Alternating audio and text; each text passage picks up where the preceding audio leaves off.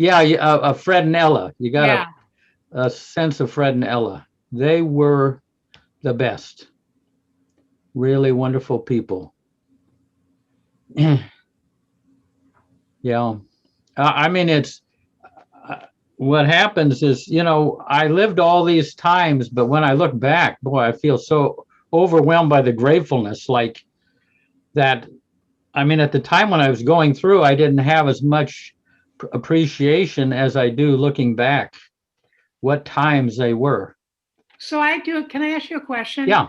Because for the first time, I never heard anybody say they, and I don't know who, if it was you who said that Baba told them to sell their property in Myrtle Beach and give him the proceeds to work on um, in New York. Well, I don't know. No, it was the other way around. They had a place out in the country, and he had them sell that and help to pay for his trip around. And uh, Fred always said, if you went to a restaurant and he would always grab the check, he would say, "This is Baba's money." He regarded all of his money as Baba's money, and as much money as he doled out to people, especially young people, over the years, he never ran out. I think Bob was stuffing things into his account. But it's interesting because Kitty Davy, she was 40 when she met Baba, and she was living at home. She was a music teacher, and she had saved up a tremendous amount of money, not doing anything. And that helped to finance Baba's trips, yeah, to Europe and to America. And then there was Thomas Watson, who was collaborated with Alexander Graham Bell on the telephone. When he met Baba, he invited Baba on behalf of the American people to come to America, and he paid for that, Baba's trip to this country. Yeah. It was funny because Robert Dreyfus, when he got together with his parents after meeting Bob and everything, and they were asking about Bob, and his father said, "Well, does he have a job?" Referring to Bob. Does he, does he earn his living? Mayor Prasad, any good quotes that came your way? It says, this is Baba's quote. Whatever you face in the world, I am facing it along with you. Beautiful. I will never leave you. I am always with you. Oh, beautiful. I have never heard that quote. Read Yeah. that again. Wow. Whatever you face in the world, I am facing it along with you. I will never leave you. I am always with you. Beautiful. And there's another line that you read a while ago. Even if you try to escape me, something like this, you will not be able to get rid of me. There's one quote, but it's a little bit longer, and there's a story behind it. But I don't know if I'll read the whole thing. But here's what Baba. Well, I'll give you a little of the context. Is there were these two Nepalese servant boys at I think it was at Satara, and their job was Alaba wake them up at 5 a.m, and by 6 they should have the chai ready for all the mandali. So on one morning, Baba comes over at 6 o'clock, and what they'd done is they'd gone back to sleep. Oh man, Alaba pitched a fit, and he was kicking the doors, and I don't even know if he manhandled them, but it was very disturbing to the other mandali. And Bao was kind of upset with this behavior. And later on in the day, Alaba was on one side of Baba, and Bao was on the other. And Baba says, "What are you thinking?" And usually he would try to avoid verbalizing what he was thinking, but Baba got it out of him. Well, I was upset with Aliba's behavior this morning. And Baba said, oh, you should go to one of those ashrams where you can get peace and in the Himalayas. And Bao was kind of taken aback, you know. There you'll find peace. That's the kind of life, a virtuous life you'll be able to live. And then this is what Baba said to him. And this is what Darwin had a cosmic experience with. Baba said, with me, no one can live what the world considers a moral life. Here we are concerned with spirituality, not morals. A spiritual life is not ruled nor bound by any principles. The sanskars of each one are different, and so the behavior and temperament of everyone are different. In a virtuous life, evil is suppressed and good surfaces, but the evil is still there. The bad sanskars remain and have to be worked out. If not in this life, then in the next or the one after. In a spiritual life, both good and bad sanskars express themselves and both get nullified. A spiritual life leads one toward naturalness, whereas a virtuous life, in the guise of humility, inflates the ego and perpetuates it. A spiritual life, though, is only led under the guidance and orders of the avatar or a perfect master, who knows the pulse of everyone and treats everyone according to his particular malady. You don't like Aliba's behavior, but his behavior was quite natural and necessary for him. How can you understand that? People of the world act according to moral standards and socially accepted behavior, but the avatar or a perfect master deals with everyone according to his or her sanskars. Thus, spiritual life is totally different and cannot be judged on the basis of morality, ethics, or any principle. And then Baba says, now tell me, which ashram do you intend to go to? And Bao said, none. But there's probably more to that. There's a little bit more to that, but it is a very subtle thing because we kind of long for a moral universe, but it's not the moral universe that we conceive of. There is, I know Bao Kalchuri was asked by a new person in the library one time here in Myrtle Beach, is there a formula for following Baba? And Bao said, yes, there is a formula, but it's a formula-less formula. It's a formula that can't be formulated. So anyway, you can track it with intuition, but nothing else. Track it with your conscience and your intuition. But anyway. Mahu? Yeah, Jeff, along the same line, Eric talks about this, and he talks about the fact that when they were living with Baba and Mirazad, Mandalis and himself, there wasn't any rule. Baba had absolutely no rule, but there was love. And with love, there isn't any rule. And then he said, it was like an emperor there. And all we had to do is we had to dance to his tune. That was what it was like in living with Baba, no rule. And perhaps we can take the same thing in our worldly life here, not in Mirazad. We don't live in Mirazad. Here, just try to seek what Baba wants inwardly and then dance to his tune. Yeah. And the amazing thing is, let me just see. Oh, we still got time.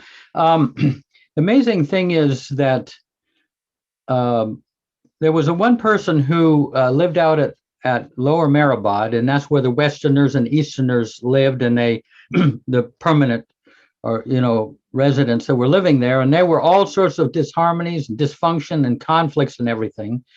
And there was one guy that came to Erich and in the trust and said, Erich, you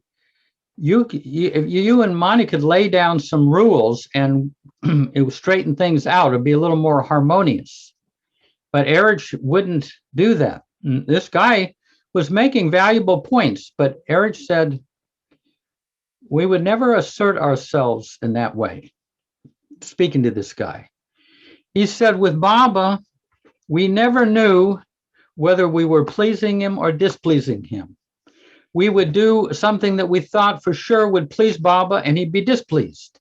And sometimes we do something that we knew Baba would be displeased, and he'd be pleased with it.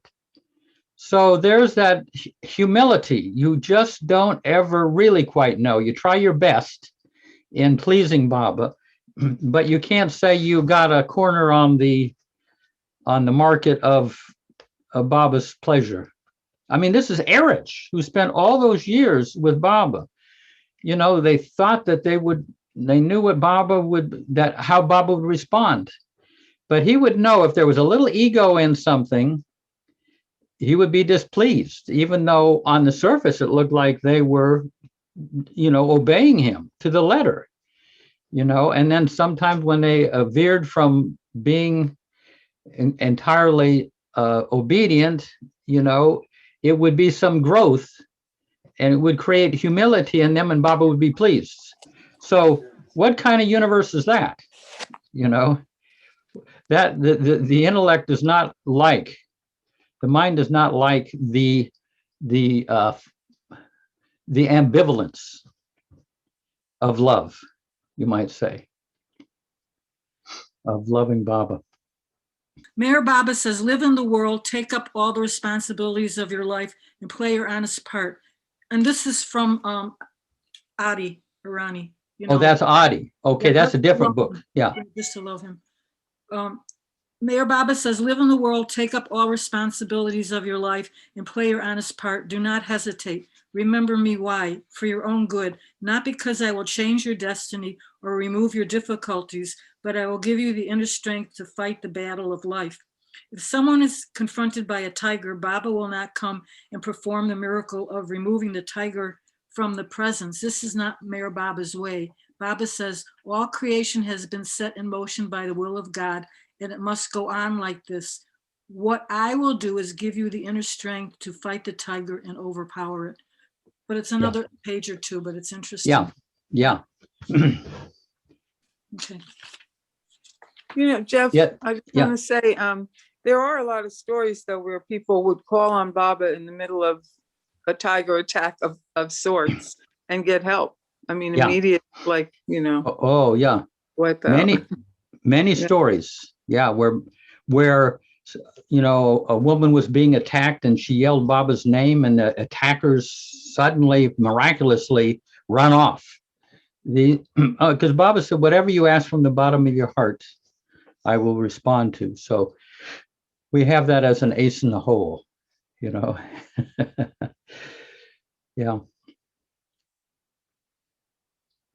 I don't know if I can remember this quote, but someone asked Adi, does Baba change our destiny?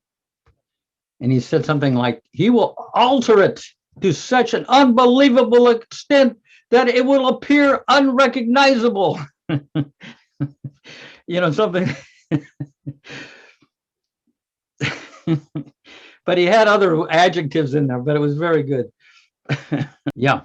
I was just going to say, in reference to calling out to Baba, I mean, just during the day, I'm living out here in the middle of nowhere. I'll just, for the heck of it, I'll just say, Baba, Baba, and I'll just start yelling. I mean, all the time during the day, I'll find myself doing that, I'll just, all of a sudden I'll just yell out his name, and, it's quite fun actually, but usually I don't get too many results, automatically nothing happens to me, but maybe if I keep doing it. Well, it's it's a blessing for the world that his name is being broadcast, even from East Otto. There you go. No. Wanted to share that. just backtracking a bit about calling out to Baba. Can you hear me? Yeah, sure. Okay. Good. So I was working at a Marazad, and Mara, Sam's daughter, was going for a walk up Seclusion Hill. So I went with her, but she was going to stay longer. So I came down by myself. Now she said, "Do you know your way back?" And I said, "Yeah, I think so. I'm good." So I'm walking down and I missed the white stone. And so I went farther on that path. The next thing I knew, I had a minimum of 4 dogs surrounding me. Yeah. Wild dogs. Not good. But I think his name was Modi. It was Modi, the big heavy dog. Yeah. You remember him, Jeff? Okay. Yeah. So he's there and I'm yelling out, "Mayor Baba, Mayor Baba, Mayor Baba." And these dogs are getting closer and closer. But Modi was the boss. You could tell that. And I said, "Modi, you remember me, right? Mayor Baba, Mayor Baba." And then all of a sudden, Katie came out on the back porch from the kitchen and said, "What are you doing up there?" And I said, "Katie, I'm lost." And she said something to the boys, bring her up to the house. But that was a validation. If you call out to him, he will be there, because I was this close to a major disaster. Yeah. No, I can imagine. Oh. Anyway, I just wanted to validate this story. You call out. Yeah. So let's see. So should we have a few moments of silence before we begin?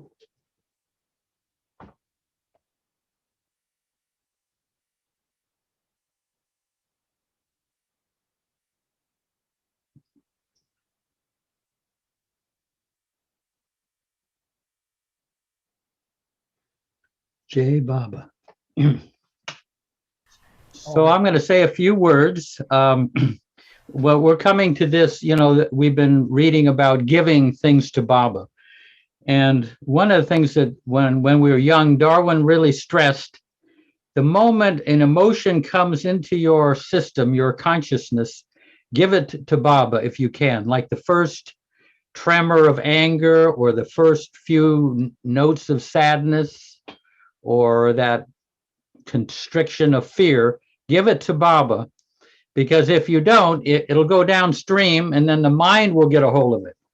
And it'll put it into time, but it'll get mixed up with the imagination. And there's a whole complex of emotions that the mind is connected with. And before you know it, downstream, you got a whole mess to have to give to Baba. So Darwin said, get it early, nip it in the bud. So that was something that, I try to jump on it right away, and it takes a long time. And the other thing that I've mentioned to on here before is when I was quite young there in Schenectady, Darwin looked at me and said, "Jeff, you are not the personality self." And like I say, that I went totally blank. I had no place to put that. And we've talked about that. But the thing is that up to that point, I thought the purpose was to kind of take my rusty personality and get rid of the rust and oil it and shine it up and everything. And then that personality would be united with Baba. And here, Darwin is saying, that's not even me. And it took years to realize it's my soul that's going to unite with Baba, not my personality self. So in other words, the flute is not going to unite with Baba. It's the flute player who gets to unite with Baba. So that distinction between, he used to say that the personality self is just a storefront for the soul. And we make such a big deal of it, and we change the window displays to match the seasons, when we could go inside and enjoy the priceless merchandise inside within. So those are a couple of key things that Darwin hints that he used to give on developing the inner life with Baba. So anyway, so Angela, what she does is she combs the field here, gets some unsuspecting person, and they read. You can pass if you want, and then anybody afterwards, people can chime in. Sometimes it's good for someone to have an example of something that Darwin has said in more the abstract, and it just kind of clarifies and fills it out. So feel free. Okay. All right, we're on page 57 of the book, Shuffle Off the Residue, which is, what did I say, page 32 of the PDF. All righty. I feel that this practice of giving everything to Baba is one of our most valuable assets. We develop a habit of quickly giving everything to him and accepting his grace. Have no concern, yet at the same time, deep concern. By having deep concern, I mean becoming aware at the first subtle sign of tiny fibers of sanskaric veils, whatever that is, that we have unwittingly accepted in giving them to Baba. Our giving can become quite subtle. If we find we badger ourselves for having committed a misdeed, we can give that badgering to Baba. If we find ourselves trying to justify our behavior, we can give up justifying to Baba. We can even give to Baba our resistance to giving him our sanskaric patterns. And if we give even the giving itself to Baba, it becomes an act of sweet release of one's whole self to the beloved. And in return, one experiences infusions of Baba's love. It's very helpful if we try to open our feelings to Baba. That way, no matter what thoughts or feelings come up, we can shuffle off sanskaric residue of these thoughts and feelings to him and accept the gift of his cleansing. He's opened up for us the doorway to freedom. He's already paid the price through his vicarious sufferings for us. We are accepting his sacrifice when we continuously give everything to him and accept his grace. Then we experience salvation from turmoil and conflicting emotions. We must realize that the Master really is omnipotent, omnipresent, and omniscient. We depend upon his love flowing through us to release us from the false. He draws us into his level, which is universal and complete. He reveals to us our completeness. He saves us from ourselves, and we experience lifting of the burdens from the heart. We can let go of our fears. We become free from worry. I was trying to catch what you were saying at the very beginning about when an emotion comes in, to try to pass it along to Mayor Baba right away.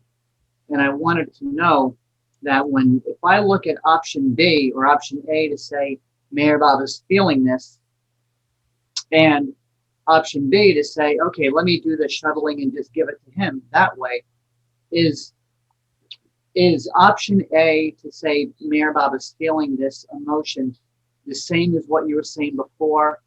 And I wish I caught it, but I was wrestling getting on Zoom. Does option A have it saying that Mayor Baba's feeling the emotion the same way as what you were saying to do? Or if you know, like, don't let it go to a certain place, or don't let it ruminate or something. Does that make sense to you? Yeah, I mean, I would say that if we could imagine that it is actually experience that it is Baba who's feeling this, that's quite a magnificent state to be in. But for most of us, we experience it as our own, and then we give it to Baba so that it becomes his. That's that's kind of more the preliminary step. But if you can imagine that it is Baba feeling these things, then you're kind of detached from the whole identification with what you're going through. But that is a tall order. But one of the best ways is give your experience that you're going through to Baba. But eventually you'll move into, you really feel like, wow, Baba's been feeling this all along. I don't even need to go through the torture myself. It's just, witness Baba experiencing. I wasn't able to gather everything you said before Effort&Grace started, but I've heard you say a number of times, it's just not in a time when I can hear you well talk about when a feeling comes in, we have the option, we can do something very quickly with it before something else happens to it. If I wanted to reference that again sometime to try to figure it out, do you know of a place I can find that? Or is that just something you know from your experience? Yeah, it's kind of my experience and then what I gather from Darwin, but we'll talk. Give me a call and we'll talk about that. All right, thank you. Yeah. And Bill Cliff? Yeah, I like this situation. I like the word prompt. When these things come up, they may be internal things, they may be things pushing our buttons from our environment or in the world. If we can look at them as like a prompt to spring into action right away, and I think our part is to catch them when Darwin says, right when that first seed is sown in our consciousness, or those first sanskaras come up, we have to be alert. But I see them as prompts. And I also think that let's not forget dreams. I can wake up in a very bad mood after a dream, and I think we can give our dreams to Bob as well. And whatever comes up from our subconscious or unconscious in the dreams. Yeah, excellent. Yeah, there can be, and things that happen. Baba says we don't have willpower in dreams. So lousy things can happen in dreams that don't necessarily happen out here in the world. Yeah, we wind up doing stuff we're too inhibited down here to do. But it's helpful. Dreams are helpful. The path of love. The idea is that we begin to focus on Meher Baba, our real self, our ideal, God, or reality, instead of illusory things. And giving everything to Baba is a way of doing that.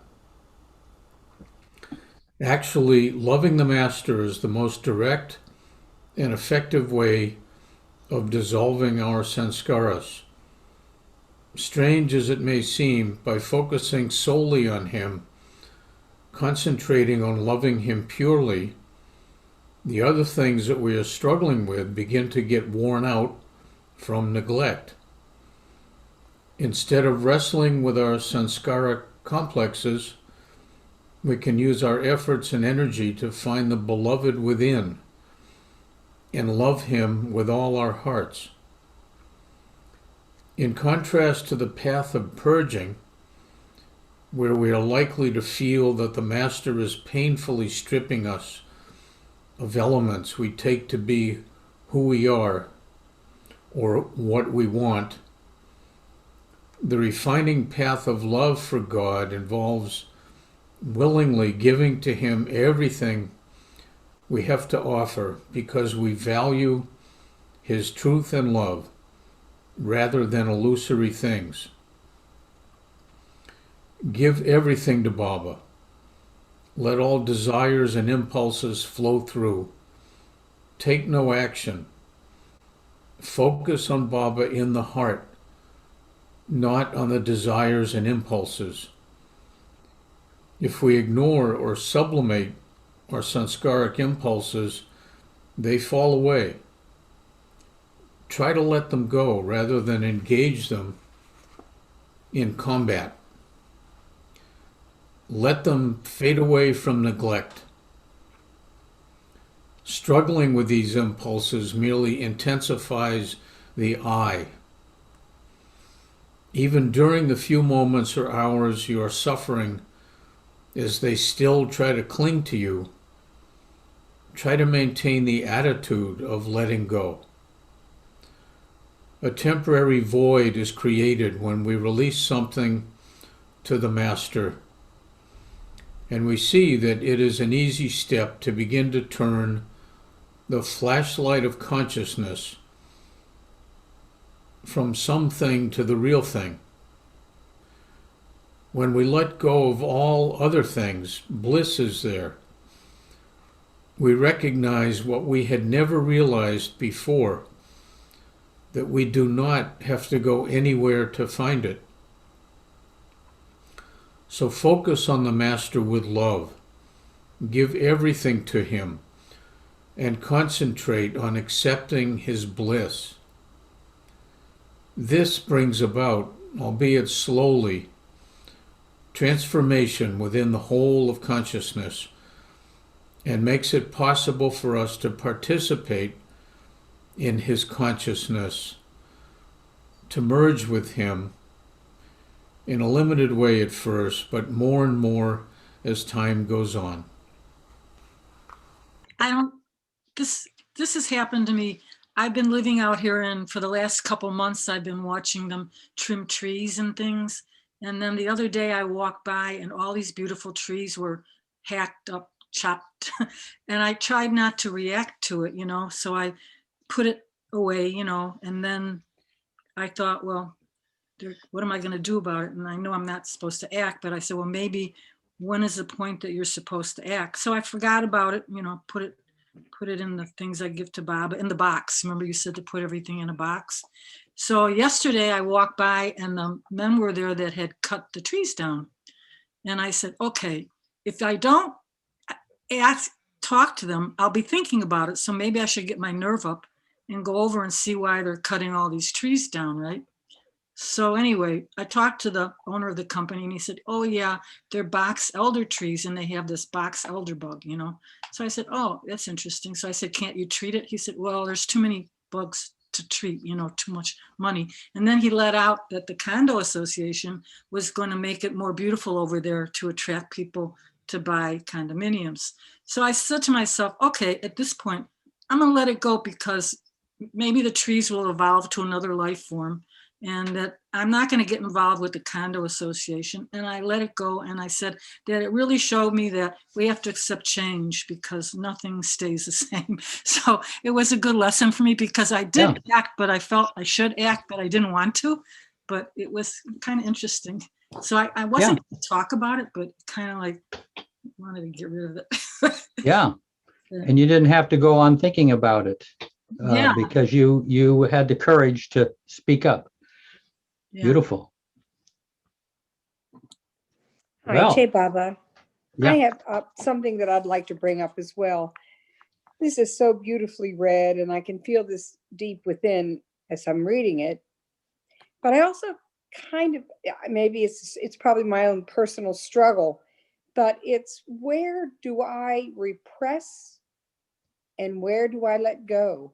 So if I'm feeling anger, sadness, where is the point where I have actually, I'm not sure. I feel like I need to feel my feelings so that I know what I'm giving Baba, but I've been around a couple of days now, so I know when I'm feeling angry or sad. So I know what it is I can give Baba. I guess I just don't quite know if I'm just cutting it off, if that's repressing the feeling. Baba said not to repress. So I'm just struggling on that little tightrope right now. And I wonder if anybody's got anything. Thanks.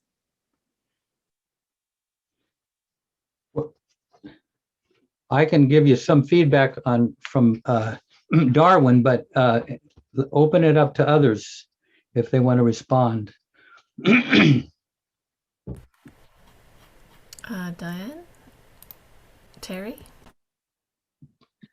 I think that for me personally, what happens is when I'm angry, Baba isn't anywhere to be found. You know, I'm in that feeling. He's skipped town as far as I'm concerned.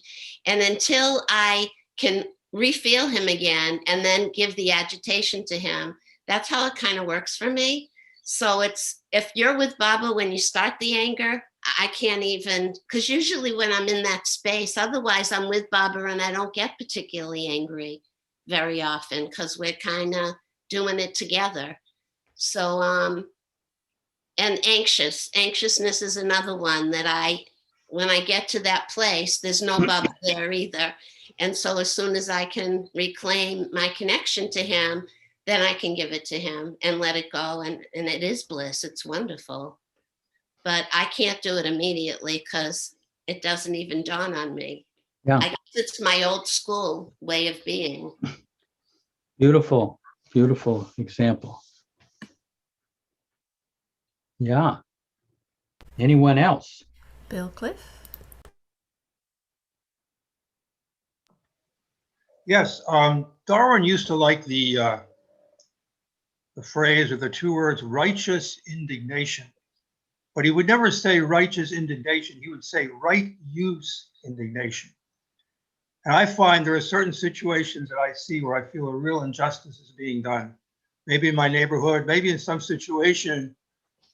And right away, if I'm really feeling it, I'll say, Baba, listen, this is wrong. And I'll go on and on and on and on. And I found in several instances, boy, if I really approach Baba in that way, not just feeling sort of anger about nothing really, but just really saying, Baba, this really needs to change. I found in some of those instances, it's been almost instant that Baba has responded. In fact, Henry Cashauti, one of my favorite sayings from Henry Cashauti was, Baba said to him, you have me, use me. I'm not talking about like use him like in that sort of a negative way, but you make use of me. I'm here in any situation in your life. Beautiful. Yeah. It doesn't mean that Baba's going to, if it's not meant to be, it doesn't mean that Baba's going to, you're always going to get your way. But if you're sort of, it's a situation where you're not even maybe personally involved, but you see, wow, this is really wrong. Like I had a situation where we were holding little backyard Baba meetings over the summer. And there was a couple next door that were smoking pot all the time, and it was coming in the backyard, it was coming in my window. So I won't go into the whole story, but they're no longer doing it. We're friends now, we're good neighbors. But Baba turned the key on that one. And boy, it was an amazing scene involving 7 police cars. I won't go any further than that though. Wow. So responding to what Ruthie said, Darwin used to say, you can't heal what you don't feel. The deeper the feeling, the deeper the healing. So feeling it deeply and giving it to Baba is not repression. But if it goes into the mind, then it gets so complicated. The mind has gotten all rights and wrong, good and bad, and it's got a whole complex of emotions that it's working with. So it doesn't mean you just kind of give it immediately to Baba. You may have to go to the great depth of what has come up with the emotion and stay with it as a pure emotion rather than connecting it to the mind and give it from there. I don't know if that makes sense, but it's when the mind gets in the process that it starts to get very complicated and before you got a massive mess on your hands. So he said, get at the stage of pure emotion, and then however deep you have to go with it, give that to Baba. That was the impression I got. That makes sense, Jeff. Thank you. Yeah. And Robin? Well, so I don't know, not that good at it, but I think it also, once I feel it and try to give it to Baba, I try to replace it with something new or different instead of going through the same reaction or the same pattern, the same behavior. And it feels so I'm not repressing it, but I'm trying to substitute it with something better. or what seems to me to be better anyway. Yeah, beautiful. Sublimated. So excellent. And Laurice. Hi, Jay Baba. Yeah, Baba. I wanted to respond to Marcia. I very much relate to. I had a relationship with some trees that were very special on some acreage behind a house I was renting in Massachusetts, and they all got just wiped out. And then I tried to talk to the guy who was going to cut them down. He was like, "Are they your trees?" And I was like, "No." And they were like, particularly there was a whole area that was, these were 100-old trees. And I think to be alive and sensitive, and particularly someone who's connected with nature, and we all know how wonderful nature is, like even from being at the center too, that, that can deeply affect us to have that. And just in terms of giving things to Baba, at that time I wasn't a Baba lover yet. And now if I'm feeling really nutty, one of the things I do is in my mind, I go to I can go to the Samadhi, of course, and lay things down with him. But I've also gone to the lagoon cabin and bowed down and said, "Baba, please run your toes through my brain." And just, like that whole image of like his toes, like cleansing my head. And the other thing I'll do is I'll get clear and I'll write out what's bothering me. And then I'll do, there's some other, like neuromuscular kinds of holds and stuff. I mean, neurological holds. And then get clear in my feelings and my needs. And then I'll have Baba write to me to give me perspective on an issue. And that's the payoff. It's like clearing the gook and really listening, like just Baba writes, "Dear Laurice, blah, blah, blah, blah, blah." And that's pretty amazing. Like that, it's worth taking the time for me to clear that stuff and just to get that, to get Baba's word for me. And of course, it's always more loving. I just put my hand right, like I don't think about it. I just have to say, "Baba, give me a message here," and it's so loving. And yeah, so I just wanted to share that in terms of, thanks. Yeah, beautiful, Laurice. These are beautiful ways with Baba. Very sweet. And Meher Prasad?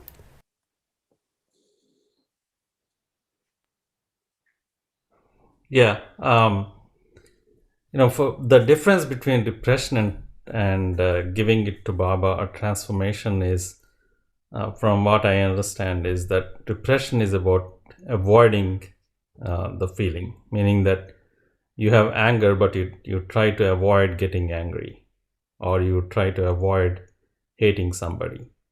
But transformation is about you get angry or you hate someone, but you give that hatred and anger to Baba.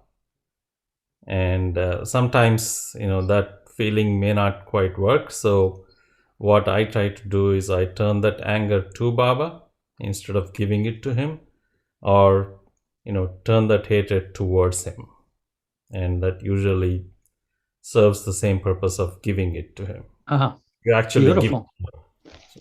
Yeah, so true. I think a lot of people have given Baba a little bit of their profanity over the years, I'm sure. Mark Twain said, "Sometimes profanity gives it at least as much relief as prayer." That's a good one.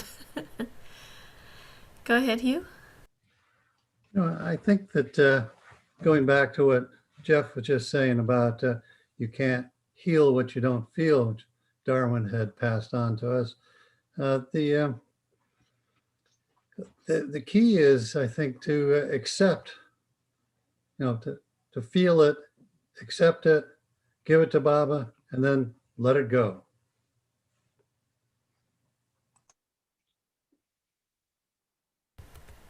But what if it still lingers?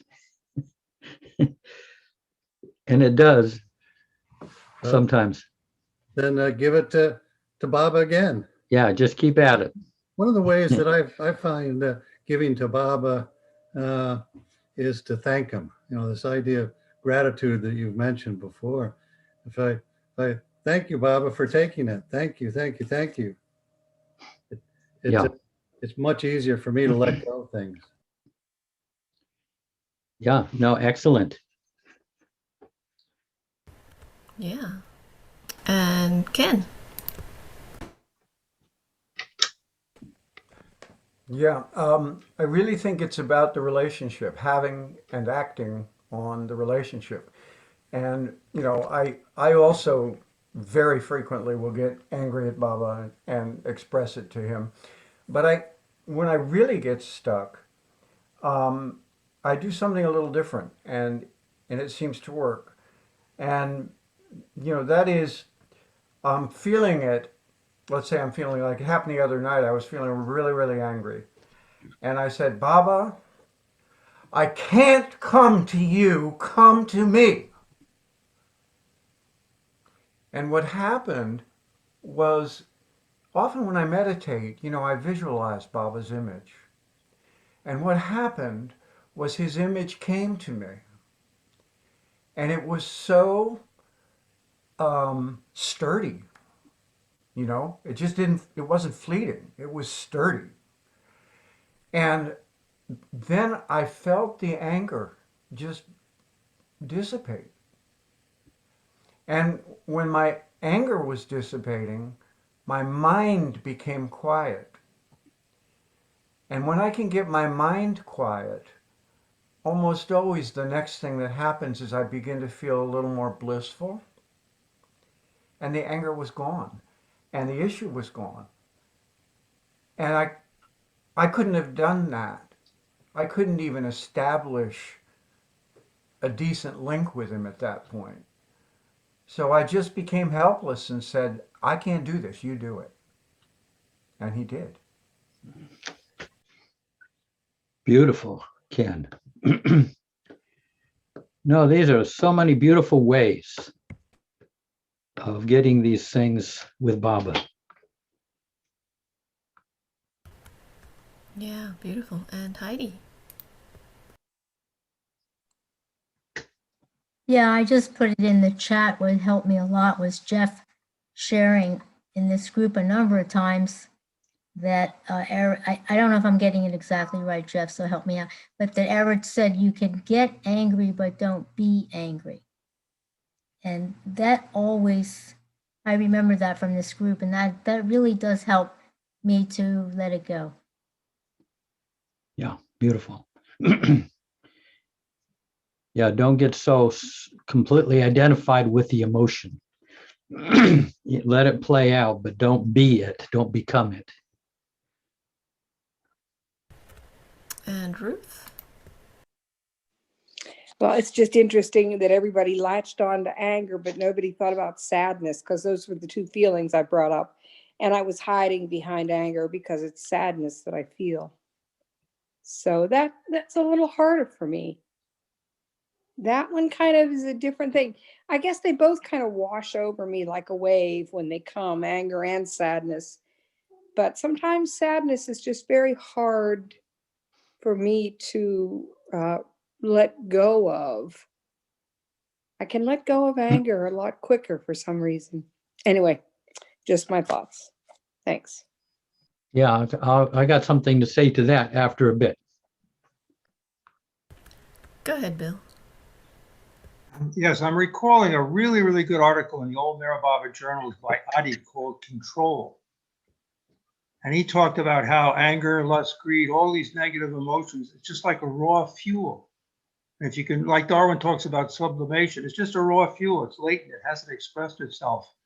And you can redirect that. And I remember one time, a long, long time ago, I woke up in the morning and I was really angry, but there wasn't anything to be angry about. Nothing had prompted my anger, but I thought, okay, I've got this fuel. What am I going to do with it? Well, I had made an appointment. I was going to go to the nursing home and see Josephine Ross, who I visited many times. She was in a nursing home up here in Albany, and I brought my guitar, and sure enough, I started singing, and all that anger started to go into the music, and all of a sudden there was this really great feeling of love there.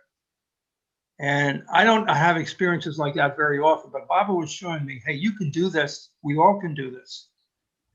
Is to take this energy. I may be in a mood, and I'll just sit in front of Baba's picture and sing a few songs, and that mood or that energy will go into the music, and all of a sudden I'll find it's vanished. And you don't need a guitar to do that. You can just sit in front of Baba's picture and do a cappella songs or something. But that incident with Josephine really, that stuck in my mind. That probably 20, 25 years ago that happened. Hey, Beautiful. Sublimation works. Yeah, great example. If you work at it. Yeah. You can just yell Baba's name up in East Otto and it works too.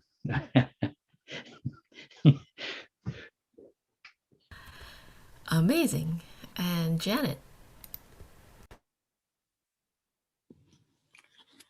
Yeah, I'm curious in all this conversation of what, if there is if people distinguish between, lust, anger, greed, and like Ruth was asking about sadness, and I'm thinking about appropriate emotional response now. And that, okay, I had a conversation with my son, and they're going to have to put their dog down this week, and it's very sad. And so I feel sad for him and his wife, and I mean, I have mentioned it to Baba, it's not like I'm not talking to Baba about it, but that's my question. I mean,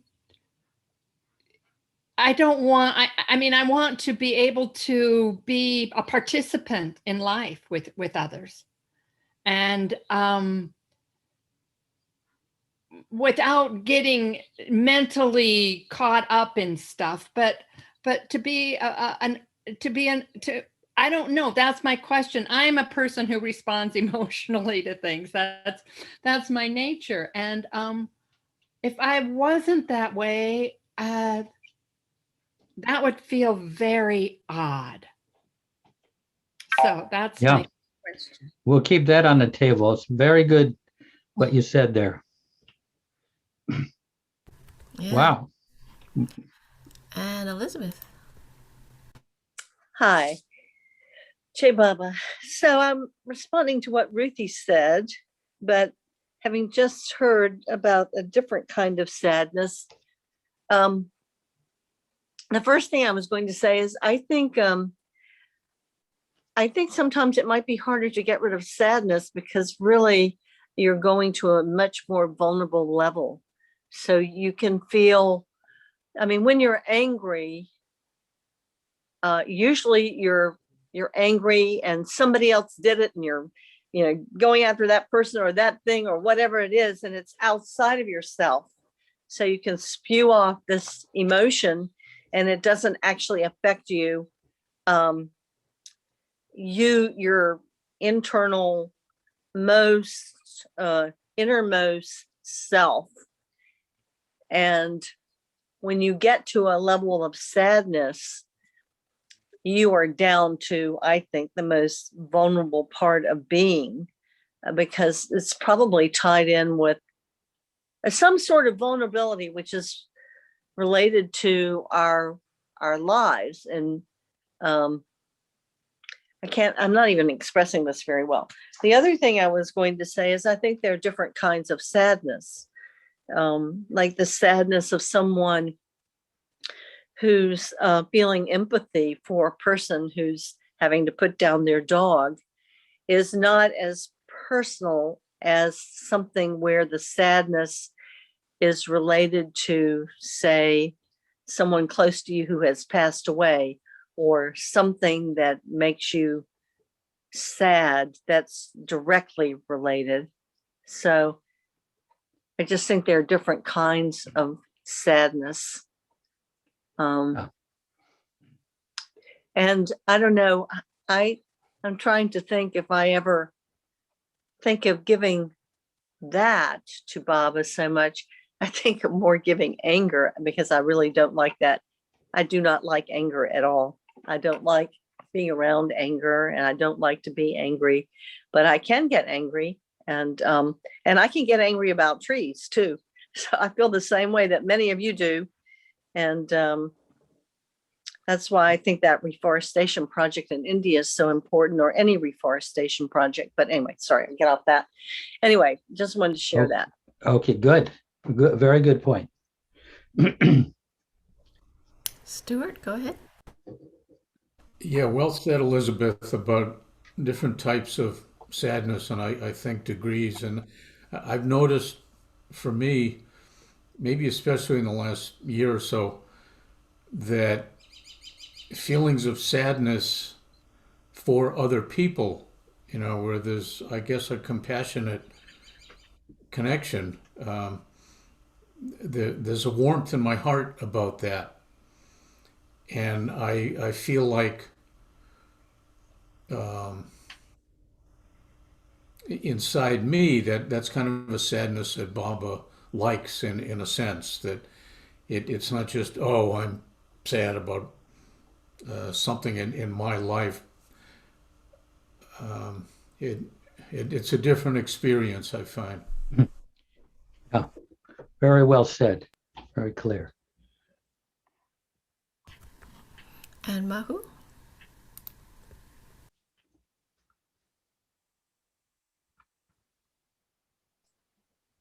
All right. I have two things to say. First of all, about anger and what Jeff suggested, I don't know if that is possible. I mean, for me, it is not possible, because when the anger comes, normally anger is a sanskaras. It's a rush of sanskaras that comes in. It evokes you to react to certain happening in your life with that kind of emotion, which is anger. I mean, something happens, we could just look at it, we could observe it, we could become angry or whatnot. I think both of anger and sadness may have to be a cause of certain attachment, I think. Baba talks about this attachment, the sense of attachment and detachment, both in discourses and Listen Humanity. Because if with the Baba's help, and that has happened to me, certain things that was making me sad in the past, let's say 10 years ago, or it would make me angry, now I'm indifferent about it. Same thing happens in my life. It really doesn't affect me anymore. So in terms of sadness, what has helped me is just bringing Baba in. Like when he says, make me your constant companion, just imagine, like when something happens that makes you sad, he says, I wonder if Baba was in this was he become sad? Would he be sad? I don't think so, Baba, just, Baba, how do you feel about that? Like conversing with him, while giving it to him, of course, but really seeing it through the eyes of Baba. It really helps me, because not even worth it. Come on, like that. So eventually, like they say, practice makes it perfect. Eventually, when things happen, that sense of, you begin to develop this sense of detachment. Things doesn't provoke you as much as before, that you respond with an anger or sadness. That's what it worked for me. But I forgot to talk about anger. You know, anger, when it comes, at least when it used to come, I mean, I don't have it anymore, thank God. I mean, I have a mild anger, but I used to have it heated anger. Don Stevens, you know, in a couple of his talks, when he was giving talk at the center, he mentioned about something that worked for him. And he said, when you see the anger coming, you know, you should become that observer, like Darwin talks about witnessing your thought. Become a witness of it. And then when you see the anger come in, pause. Just, he said, pause. Just momentarily pause, and then let that just go instead of really submitting to it. And I tried it. And guess what? It works. Anger comes. Here I am, stand still, pausing, and it goes just like that. It's that easy when you get a hold of it, you know? No. Anyway. Victory unto him. Great.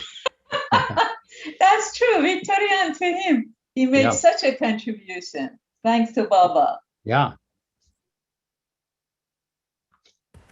And Doris? Hi, Jay Baba. I have been thinking lately and feeling like I'm getting a direction from Baba to take his name more. And I do, and then I forget, and I do, and then I forget for hours and hours and hours, and then I do. So I was just wondering, in terms of other people's experience of literally having his name running, you know, like Marwan said, and like Baba said, right? Baba said his name and infused he said his name himself, right? To make it more powerful for all of us. Just in terms of, I want to know other people's experience in terms of dealing with emotions that we're talking about. You know, how would taking his name continuously help with all of that? This is kind of new. I mean, it's an old concept, but I'm thinking about it now, and I feel like Bob is saying it's important for me to do this, but you know, I don't have a regular, like the practice is not happening regularly, but it just came up for me when we're talking about all these emotions and these difficult things, and like, does anyone have any experience with having his name running in their heart and running, you know, going continuously? How that helps with emotions, etc. So we'll keep that on the on the plate, on the table. And Wendy. There's a lady, her name is Tara Bragg, and she has an acronym which is RAIN, R-A-I-N. I'm not sure if the group is familiar with her or not, but R represents recognize. So when you feel an emotion, take a breath, recognize it. So let's say it's sadness. And then take another breath, and the A is accept it. Don't try to move it anywhere, just accept it. And then the I represents investigate. Am I sad because I didn't say what I wanted to say, or I'm hungry, or I'm tired, or, you know, whatever. And then the N represents to nurture. So you take a breath again and you nurture yourself. And for me, the nurture one is that's when I really hold tight to Baba and go, okay, here you go. Here you go. Help me through this. This is big. I'm not dealing well with it. Help me. So I don't know if that helps at all, but it's been a little acronym that has been helpful for me. Yeah, no, it sounds like a wonderful way of dealing with that beautifully. Yeah. And thank you. Thank you. Jai Baba. Yeah, just make a comment. Ruth had mentioned about sadness, and I've gone through similar things, and my therapist brought up something. He said, usually sadness and depression, which is it, similar. We are, for me, and this rang true with me. I would be angry when I was a kid, and I would be told to sort of, I guess in those days, I don't know what my dad said, but it was like, shut up or I'll give you something to cry about. And some of us take it more to heart than others, because if you can't act on your anger and do something about something, you're stripped of doing anything about your situation. And then what it does is if you can't fight back and say, well, I'm going to get angry anyway, Dad. I wasn't like that. I was the obedient firstborn son. So maybe that, I'm speaking because Ruth brought it up, but maybe it might be helpful to think about, was it anger that she could not express? Because what I do with Baba is I try and give it to Baba now, whereas before I would try and ignore the fact that I was angry and try and be the sweet Jesus man, and that's false. And I knew it, and it made me sad and depressed. That's my comment. Thank you. Yeah, excellent, Ray. Boy, that's one of the anatomies of this whole thing. Yeah. I wanted to come back to the sadness part. And I resonated with what Cliff said. And I find that for me, it is about attachment, but it's about loss more than anything else.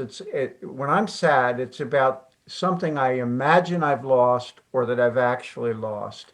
And so it's a depletion rather than an explosion, It's an emptiness rather than an overflow. And so for me, the way that I deal with that is I invite Baba in and I let him fill me with something that's more comforting than the loss, which is his presence. And that seems to help. Brings me back to an equilibrium.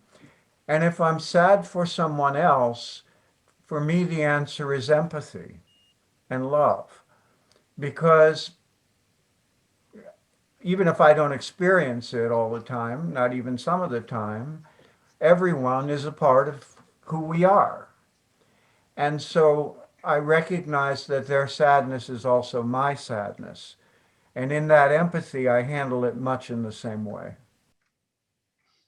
Yeah, beautiful. Yeah, what you said is kind of what I was going to say, Ken. But I'll add a little bit later. But someone else is. Take that as an affirmation, Jeff. I'm going to keep moving in that direction. Yeah.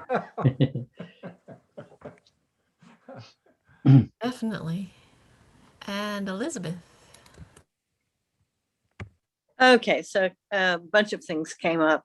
One, I wanted to ask Wendy if she put that an acronym in the chat. The second thing is I was thinking about sadness again as well, and anger, and I just keep coming back to what Baba has written over and over again about true valuation and what is of true value. And sometimes when we're sad or angry, we're in a valuation system that is not necessarily a true valuation system. And if we were to go back to what is of true value, then that will change it may change how we feel about whatever it is we're dealing with. That said, I really liked what Ken had to say, and it reminded me of a song that I really love called No Man is an Island. No man is an island, no man stands alone. Each man's joy is joy to me. Each man's grief is my own. When we love one another, let's see, how's the rest of it go? That's John Donne. Yeah. Each man as my brother, each man as my friend. Anyway. Beautiful. Yeah. The English poet. And Bill. Yeah, staying on the subject of sadness.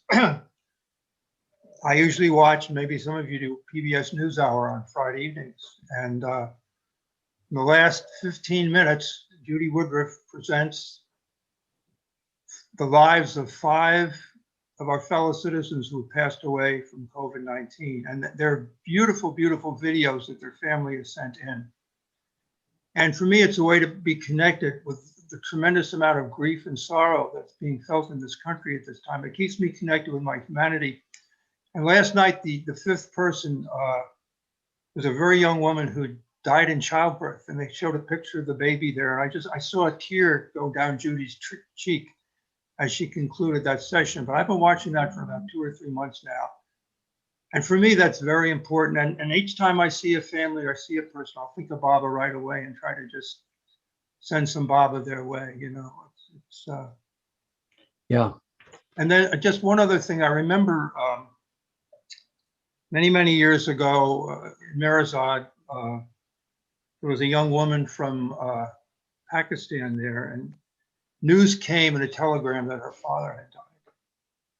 And Mani broke the news to her, but you should have seen the way the women gathered around her. I think Mani even had tears in her eyes, how they consoled her. They were really feeling for her and really expressing their love for her and their common grief at her loss. I was awed by what I saw. I really was. Boy, thank you, Bill. Boy. Yeah, it's not like getting above these things. It's a privilege to feel for others. Yeah. And Meher Prasad?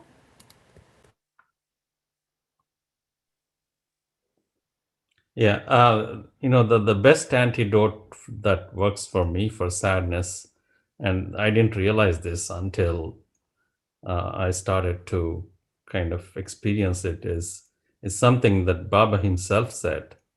He said that when you feel a pain, think it is Baba who is having the pain. And when you suffer, think it is Baba who is suffering. And you know what I found is that when we think about that, because of our love for him, we really don't want him to suffer. So we try to get cheerful within ourselves because we don't want him to go through that suffering.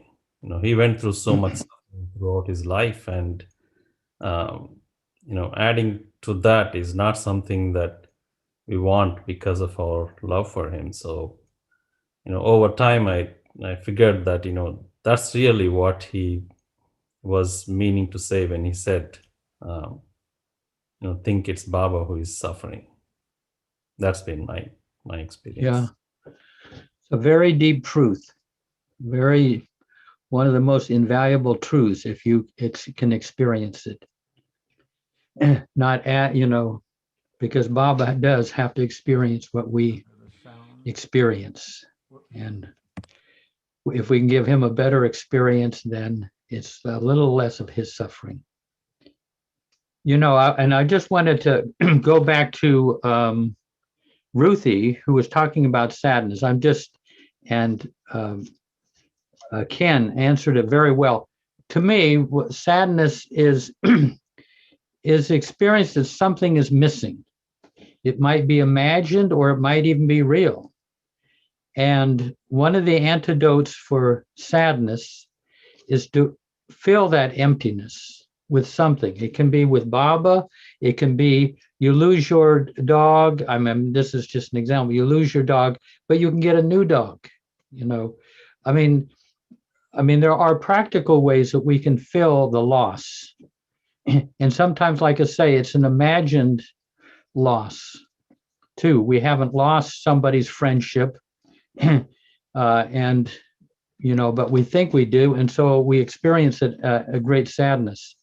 But or we can make a new friend or a new connection, so that like, and there is going to be, at least for me, has always been a kind of abiding sadness because Baba isn't right.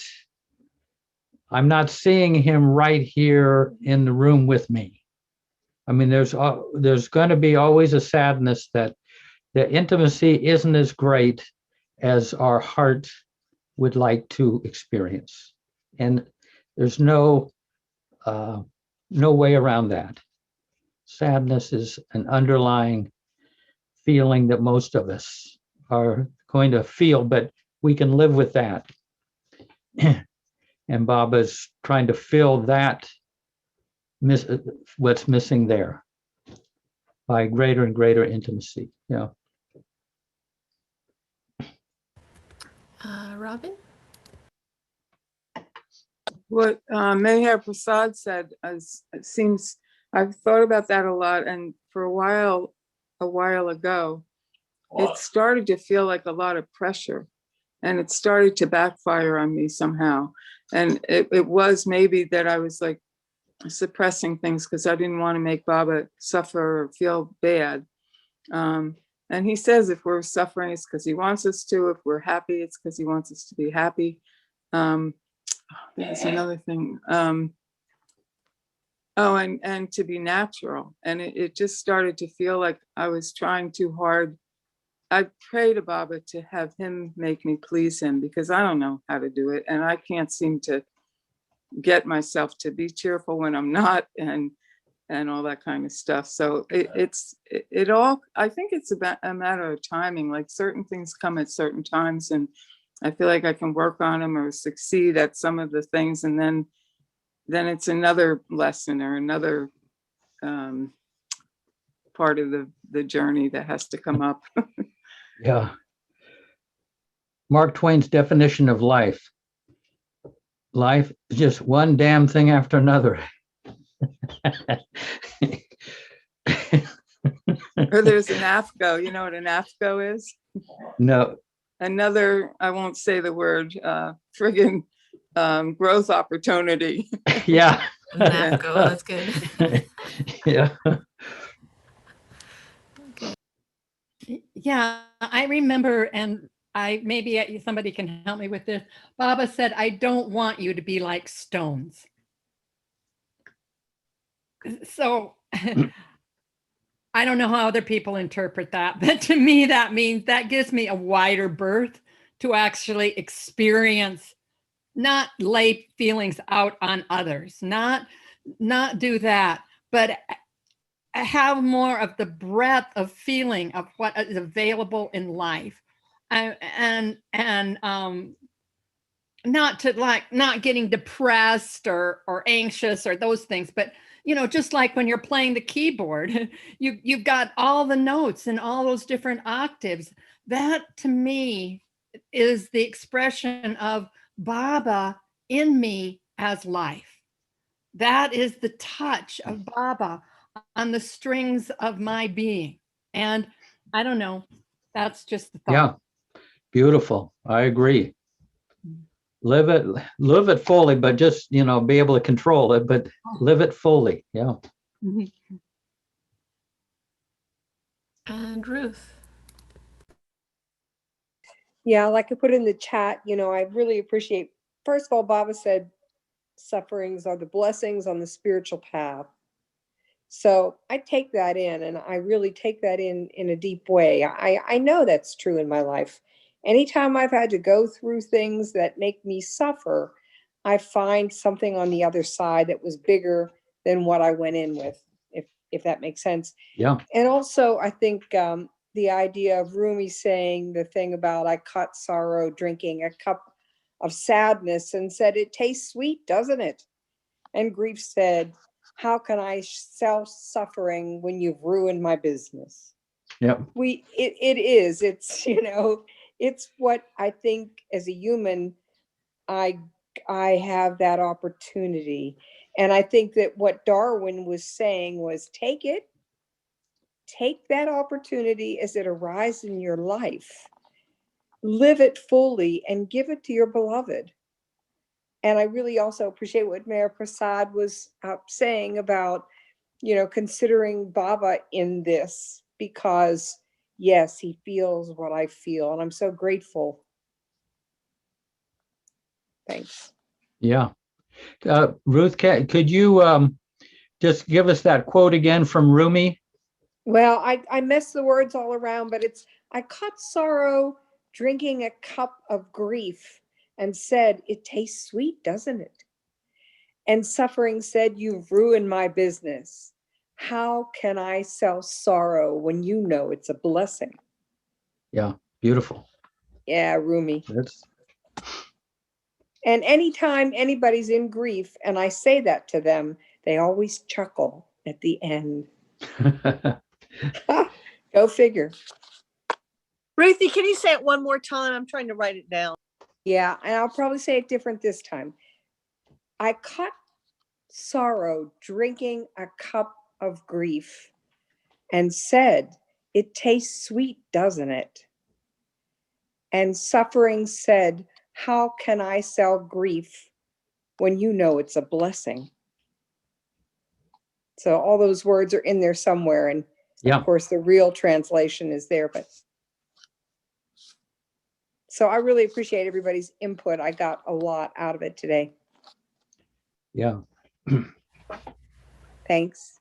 One of the overwhelming questions. Yeah. And Bill. Yeah, I have here in front of me one of the rare handouts that was giving at Darwin and Jean's meetings. And I just want to read, building on what Ruth said, I just want to read one paragraph from here. And I agree completely with what you said about suffering and going through suffering. Those for me have been the real growth periods. Like I remember, I think it's in the book Avatar, where Baba says to Jean Edgar, don't thank me for all the good times. Thank you for all the trials and the difficult situations I placed you in, because those open the door to what's already naturally within us. But anyway, this is a really good paragraph here. Suffering helps to arise the driving power of the heart.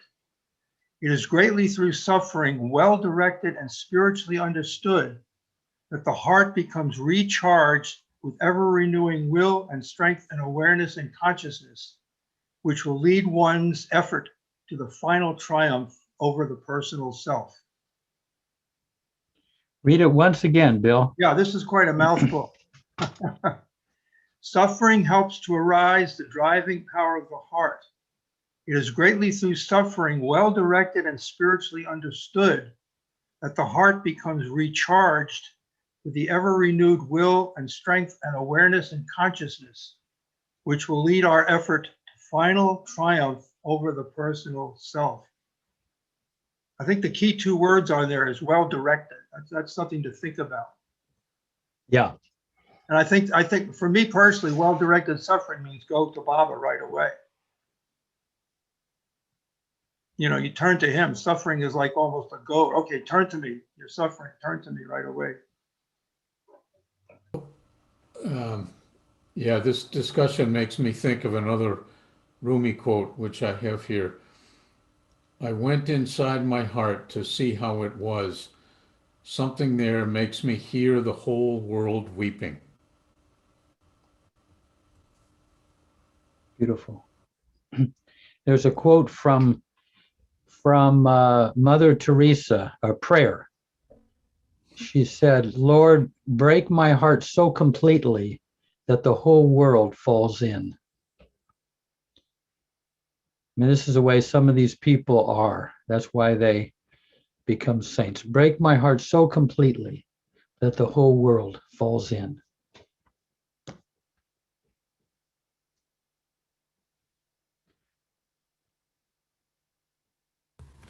Go ahead, Ruth.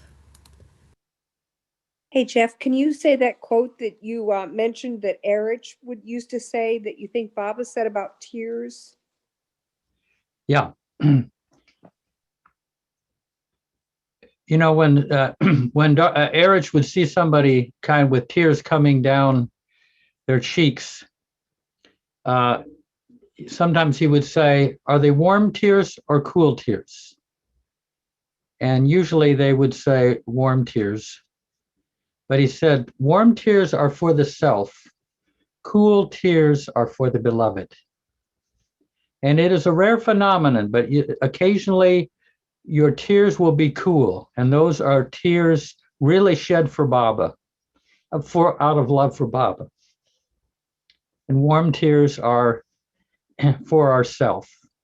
I mean, not that there's anything wrong with that, but the cool tears are rare, and it's a sign that your heart is really in the right place, truly the right place.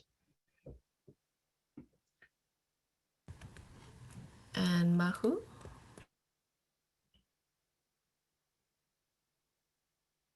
Okay. I was just rereading this section, Darwin, The Path of Love. I think there are great guidance there still if, we just read it on and on again. I read actually these two, if you don't mind, these two paragraphs. He says, give everything to Baba. Let all desires and impulses flow through. Take no action. Focus on Baba in the heart, not on the desires and impulses. If we ignore or sublimate our samskaric impulses, they fall away. Try to let them go rather than engage them in combat. Let them fade away from neglect. Struggling with these impulses merely merely intensifies the I. Even during the few moments or hours you're suffering, as they still try to cling to you. Try to maintain the attitude of letting go. Well, I stop here.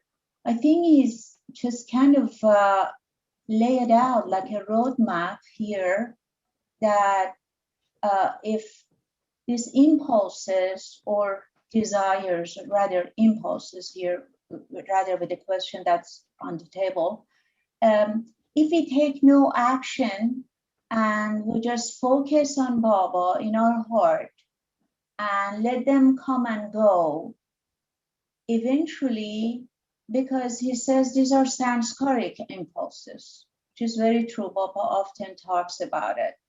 And then later on, he says there may be a few moments or hours of suffering, but don't let this to cling to you. Try to maintain the attitude of letting go.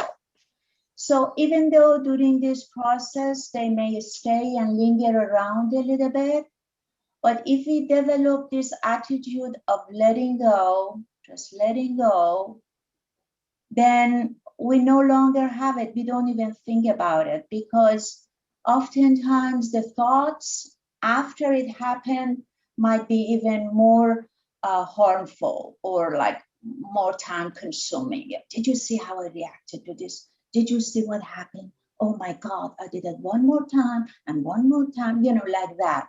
Thoughts comes, it's a thoughts, like that. If we make a conscious effort to let it go and focus on the master with love, then eventually they will go, and we have a way of handling it. I don't say fight back, but handling it. And as far as what there was, a comment about let's not add to Baba's suffering. Of course, I do agree with that. I just think it also should be a limit to this.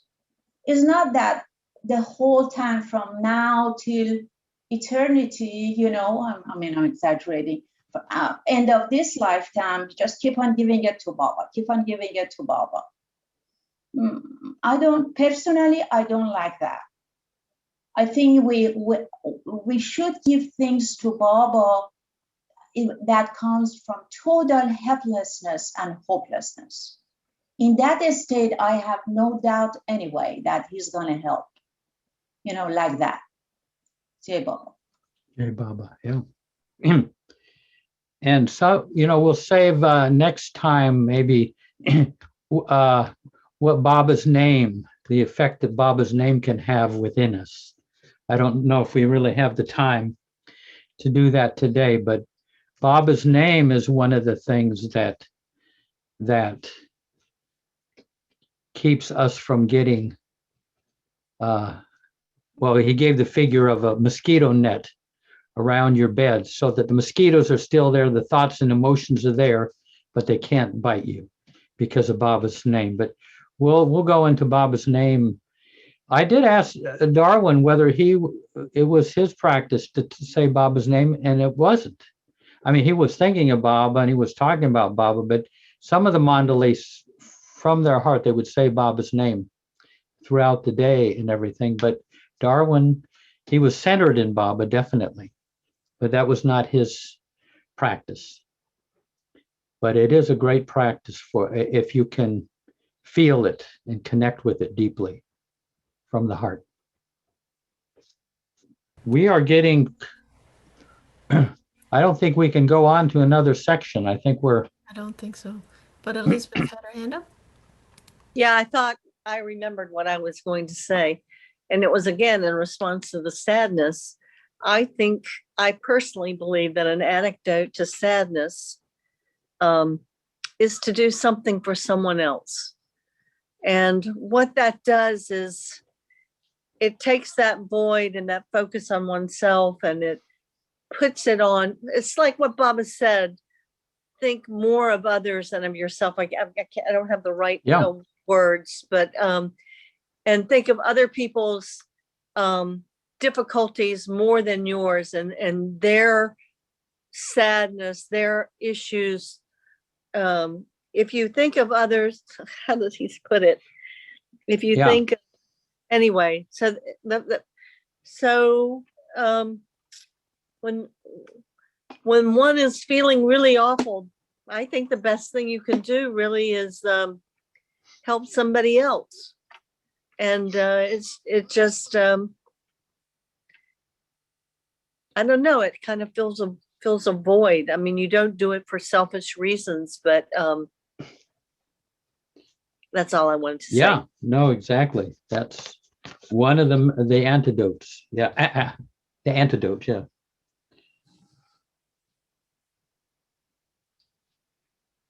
Well, let's see. We're kind of, I know what we could do. We could have, let's have Bill play this poem that Darwin wrote. He was in where it was the present day museum room with these 17 Western men, and Baba had been speaking to them using his alphabet board. And then when Baba left, there were a couple of them sitting there, and there are very high windows in that museum room, and there was a breeze coming through those windows. And they were left in this great peace because they had just been with Baba.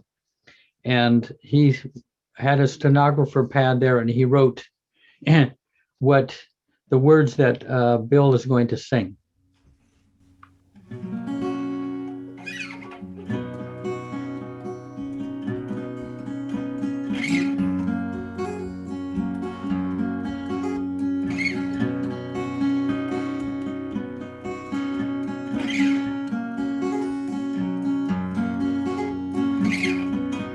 Listen to the wind song, song of the wind, song of the wind. Listen to the wind song, song of the wind, song of the wind. Let the song of the wind ever remind you of my love. Let its soul healing balm sigh through your being wherever you are. And know that I have loved you as only God can love. And be sure that I will love you thus throughout eternity.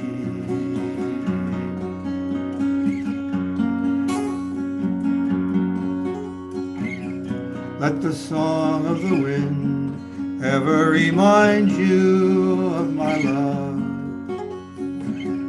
let its soul healing balm sigh through your being wherever you are. And know, beloved, that you are mine forever, and that I've called you from the realm of illusion to caress you with love, love divine.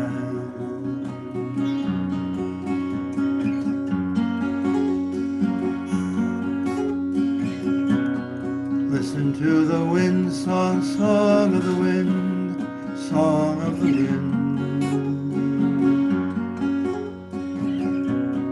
Listen to the wind song, song of the wind, song of the wind.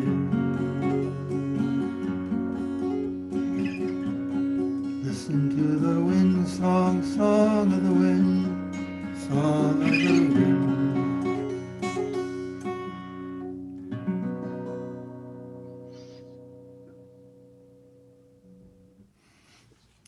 Jai Baba. Beautiful Baba. melody by Joe Stewart from Buffalo. One of those Buffalo people? Oh my God. It's them Buffalo people. Oh yeah, they'll buffalo you all the time. Okay. We're going to have, in just a few moments, we'll have some silence, and then we'll take it easy for a while. And then if anybody a little later on wants to stay on, Stu will lead us on a heart-centered meditation. It's short and powerful with Bob. A couple of hands up. Let's see Yeah. how that goes. Wendy, go ahead. Just want to say thank you from Canada. Really have enjoyed so much being with all of you, and hopefully figure out how to get back again. Yeah. Hey, Baba, to everyone. Yeah. Wonderful having you here. And really, it's just us folks. Yeah. It's lovely. You have no idea how this Effort and Grace has helped us. We've been listening to it, the recorded ones, for I don't know how many months now. And they have kept us going up here in the cold and the COVID. And yeah, Jai Baba, thank you. Yeah, thank you, Wendy. And I hope you can be here with us in what do you say, in cyberspace person. Yeah. As long as I have Martin, I'll be able to figure it out. Good. Jai Baba, everyone. Yeah, Jai Baba. Thank you, Wendy. And Elizabeth? Yeah, I found the quote I was stumbling over, which I should have known by heart. It comes from the How to Love God. If we suffer in the sufferings of others and feel happy in the happiness of others, we are loving God. And then you guys know the rest. I can read the rest if you want to know them. The other quote I found when I was looking for that is the one that's on this card from Seclusion Hill, which everybody knows. The happiness of God realization is the goal of all creation. The real happiness which comes through realizing God is worth all physical and mental sufferings in the universe. Then all suffering is as if it were not. The happiness of God realization is self-sustained, eternally fresh and unfailing, boundless and indescribable. And it is for this happiness that the world has sprung into existence. Meher Baba. Beautiful. Well, let's have a few moments of silence before we go on.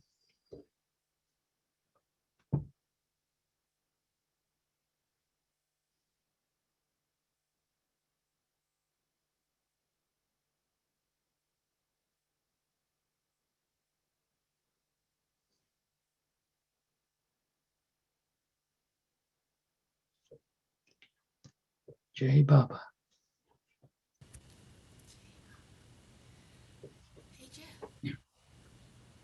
So, wow, we went into a lot of depths in this, in our inner life with Baba today. Yes, we did.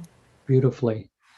Jeff, I wanted to have you talk about the discussion group that's starting this Saturday. Uh-oh, is it? Yeah. Oh my God. The 13th. Time trucks along. Well, this is something that, what time is it at? It's Saturdays, 3 p.m. Eastern every other Saturday. Okay. Well, we'll try it out. Let's try it out and see how you like it. But if you tune in, we could all come together like this and then go into breakout groups. So there would be just a few in each group. I don't know how many. Maybe Angela or Jacima will arrange something like that.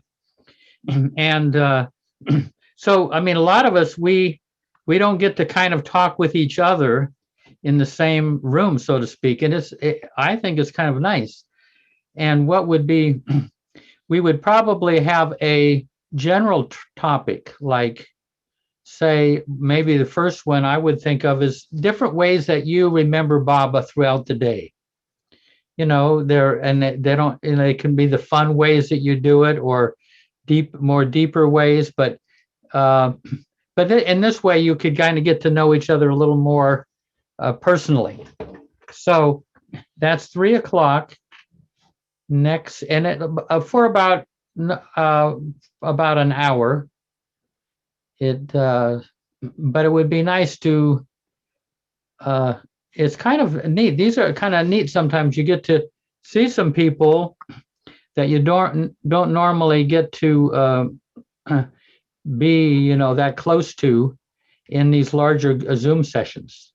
So you're all invited to that, and it'll be random, you know. There won't be any monitors or anyone in charge, but we all know how to we all know how to get into things and talk about things and talk about Baba.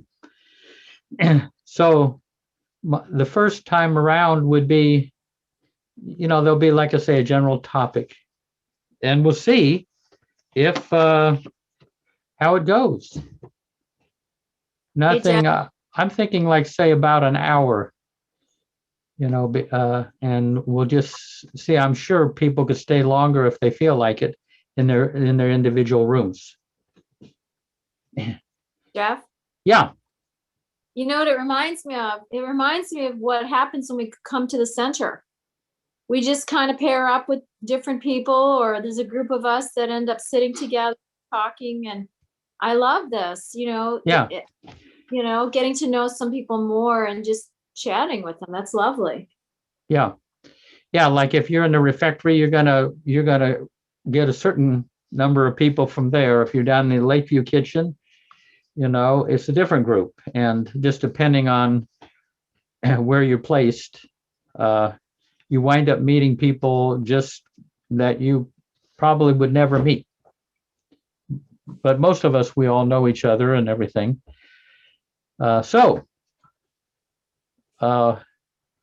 Maybe we can, I don't know how to keep this reminder up there, but we'll give it a try.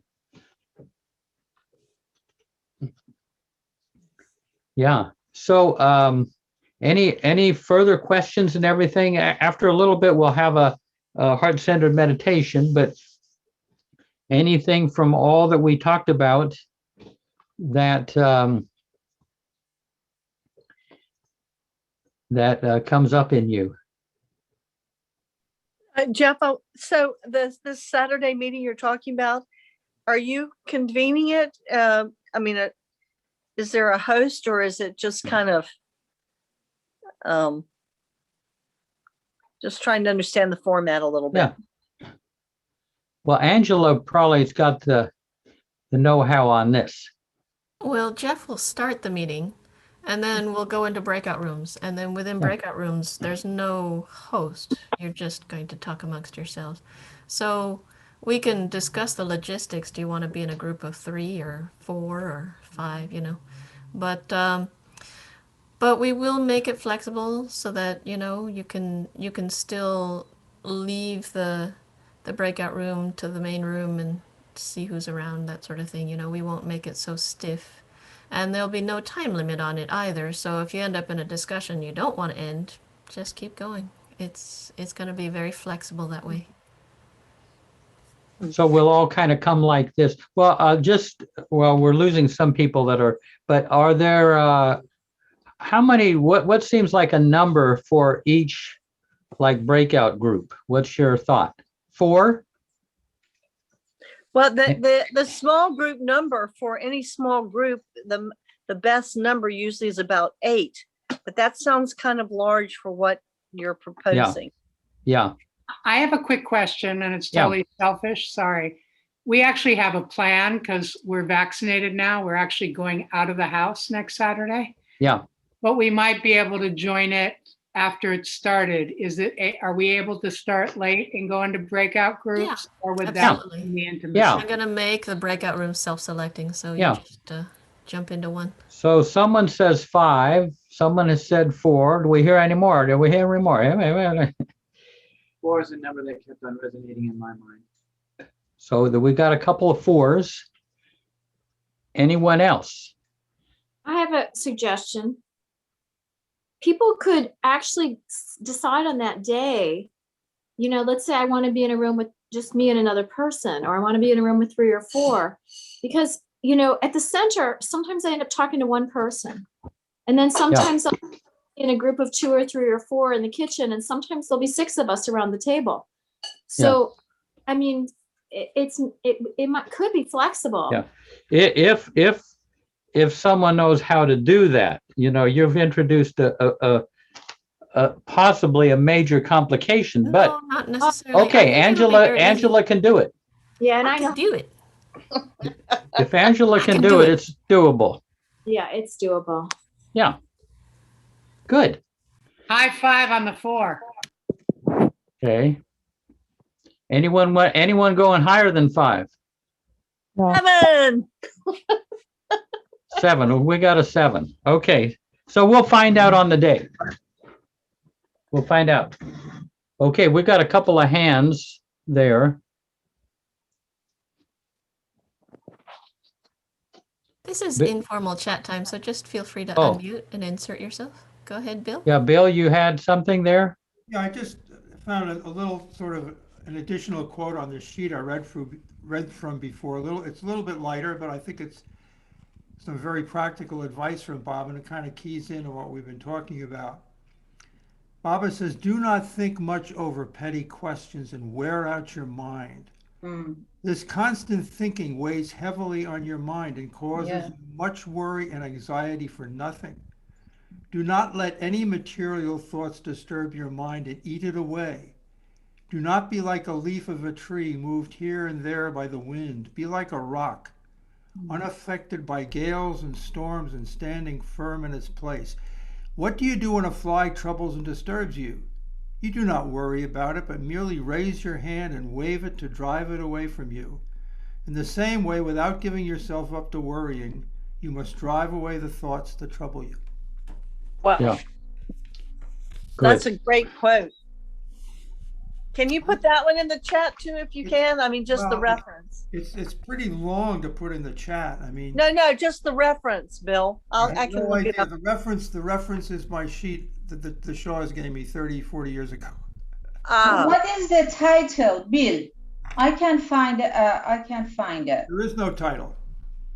Okay, what is the first sentence, please? Do not think over petty questions. Maybe you'll find it in lordmayor.org. Do not think over petty questions. Type that into the Lord Mayor. Do not think much over petty questions. Oh, yeah. Do not think much. You'll get it. Yeah. In the 20s. Okay. So in a little bit, we'll do the heart-centered meditation, but we have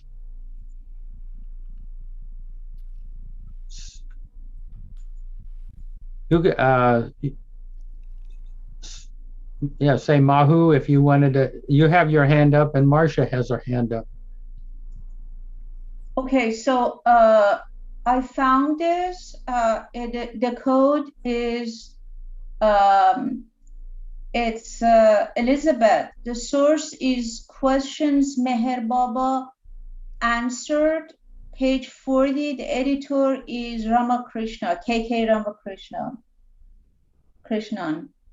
I don't know how to copy and paste in the chat section. Yeah. Angela, is there a way?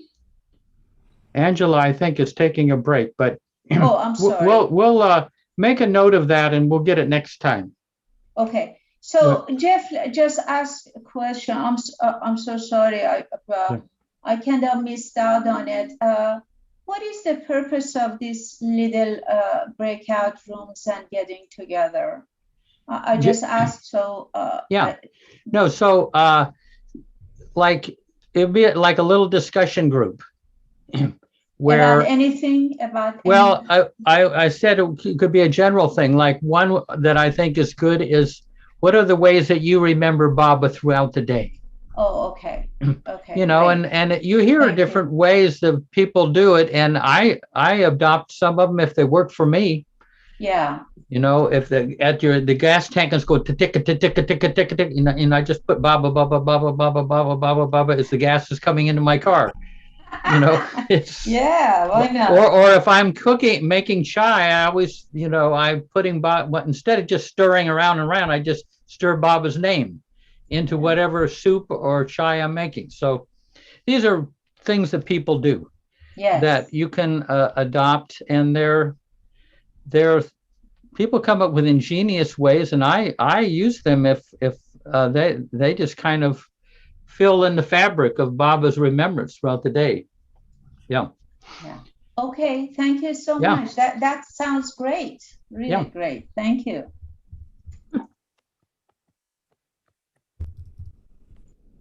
So, Marcia, you've got your hand up, but do you want to do the meditation? I can read this another time. Yeah, what one you were reading from? I forgot about that one. I found another one. Well, yeah, let's go into the meditation, unless there are any other things that people have to mention. It was a great session, though. Very helpful. Yeah. Thank you. I appreciate it. Yeah, we're all in the same boat. Yes. Yeah. You know, really, and we can all benefit. I mean, Baba said that we can benefit by sharing our own experiences with each other. Yes. Thank you, Jeff, for all your patience and very good memory of remembering all that was shared with you by Mandeli, Darwin. We actually benefit a lot from it. Thank you. Really wonderful. Well, thank you. It's I'm just passing on. I was a stenographer, you know, I took the dictation. Very blessed. By the way, so Adrienne is singing tonight. Some of you may have signed up for her concert, but she's doing her classical singing at 9 o'clock, right? 9 o'clock, yeah. Who is singing? Adrienne, who sings the classical Farsi, and she's doing all of her classical work tonight. Yeah.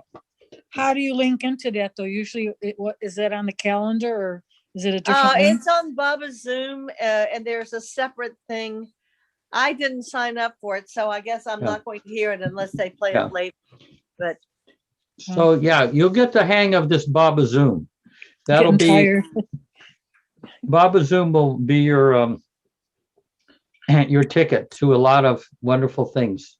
Okay, so we're going to start with let's go to Stu.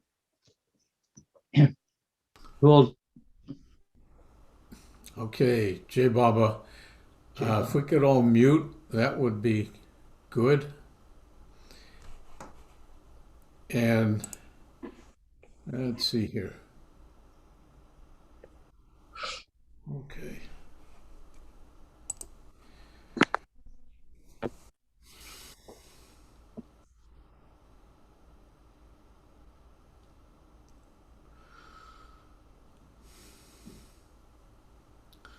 Okay, so just have your eyes closed.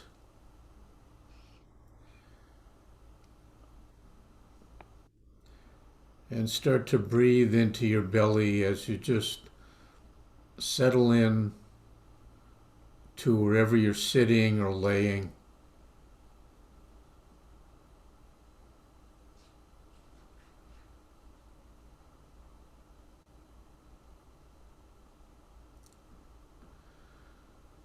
And now gently bring your awareness to your heart and your heart center.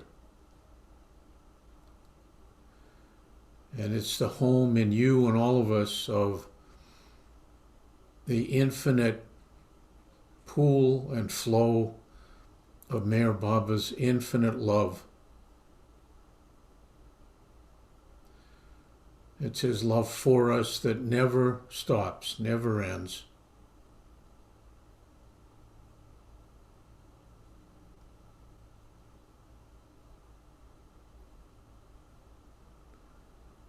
And keep breathing in as you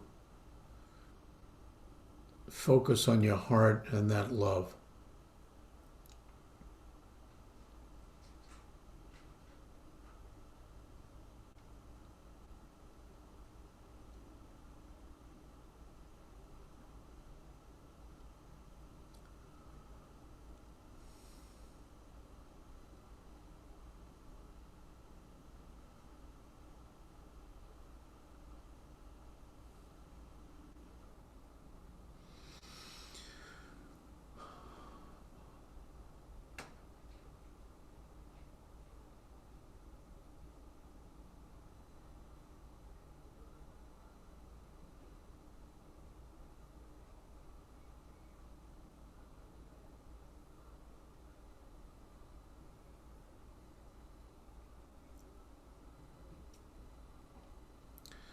And now pick somebody who you would love to focus on sharing the gift of Meher Baba's infinite love with.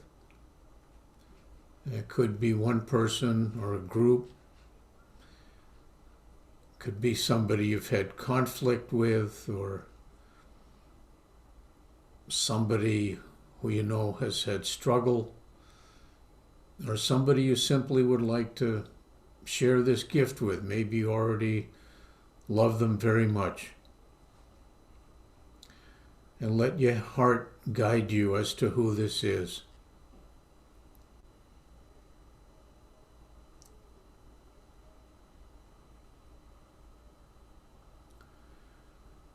And breathe in as you get a good image of them.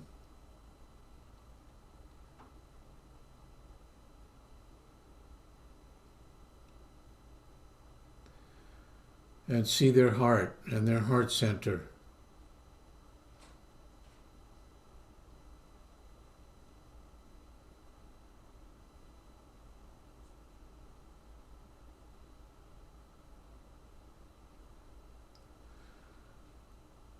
And now start to picture Meher Baba's infinite love, just endlessly flowing into their heart and filling every bit of it.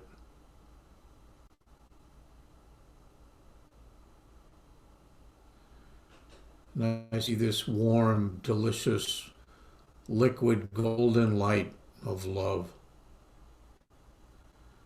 It's gently yet endlessly flowing.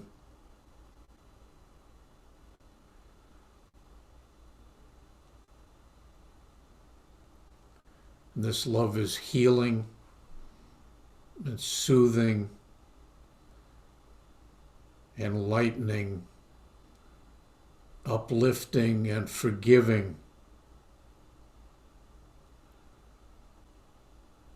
And it is always available.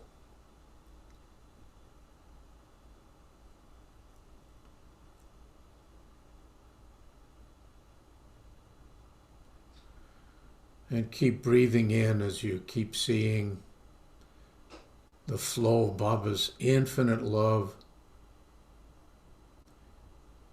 into their heart. And we never know what magic this love might do.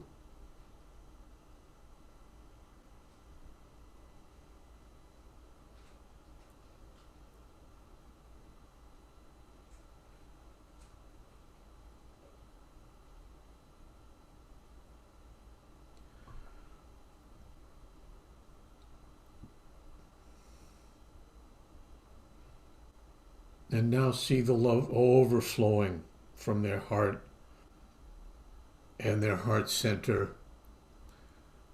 and flowing through as it continues to clean and freshen and brighten their heart, and now filling their whole being, every little corner.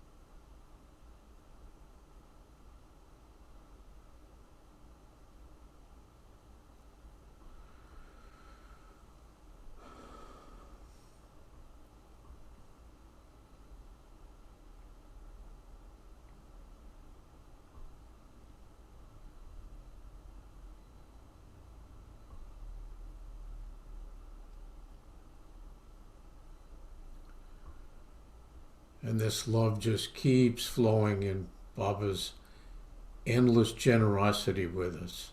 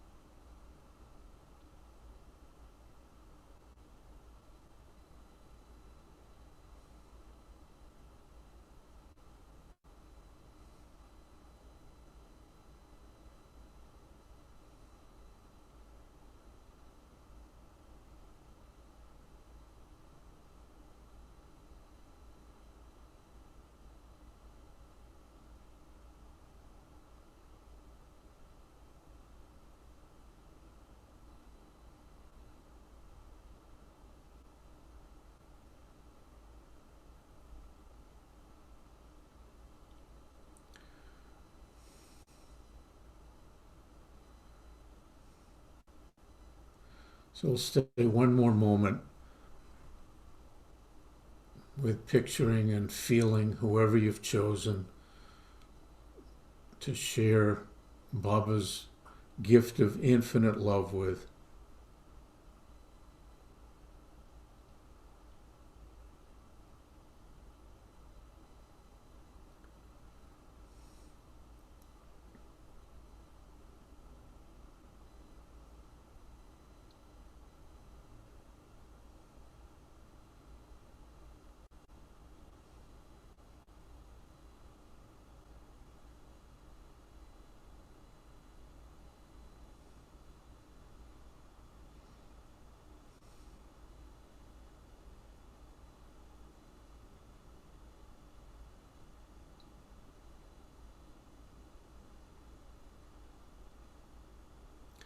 And now let's give thanks for being able to focus on sharing Baba's infinite love.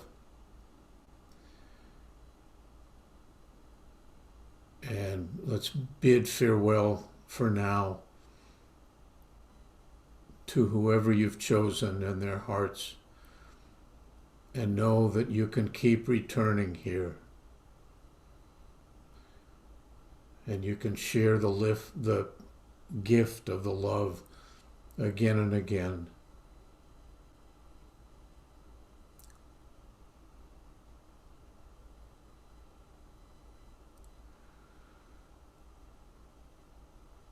And now gently bring your attention back to your own heart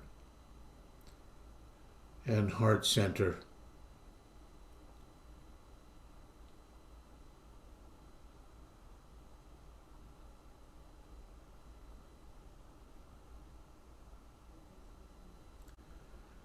And notice whatever you might see or feel there.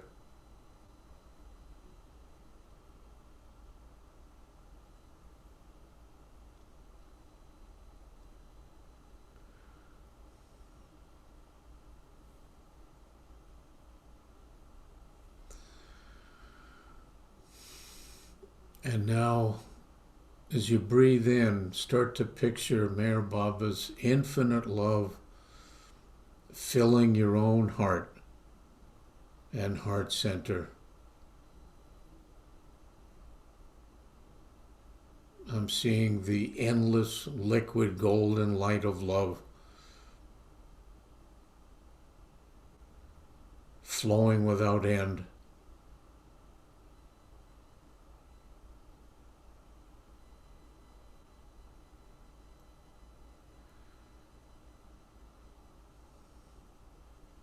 It's healing, soothing, cleansing, uplifting, forgiving.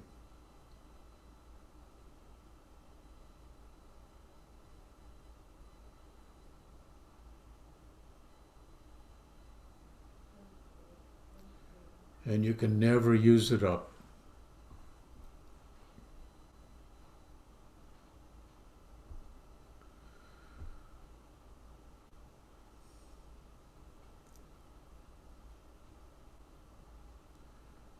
And see this beautiful infinite love now overflowing from your heart and flowing right through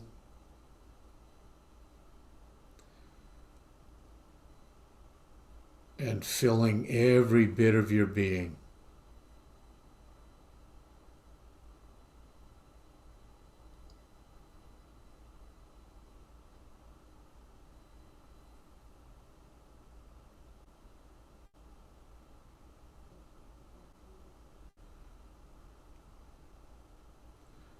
And see and feel the flow of this infinite love.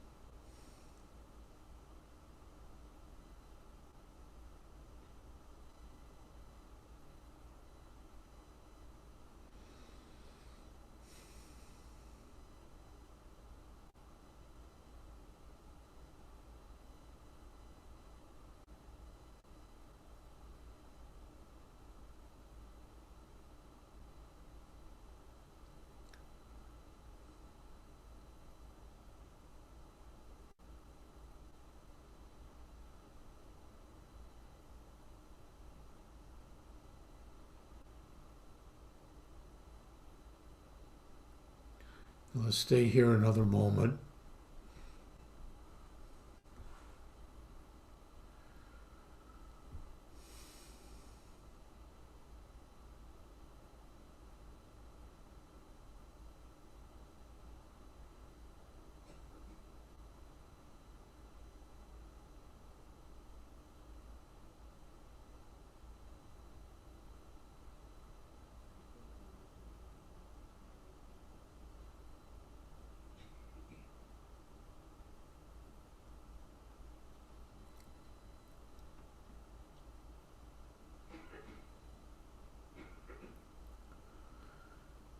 now let's give thanks for being able to focus our awareness on the flow of Meher Baba's infinite love in our own hearts, in our own beings.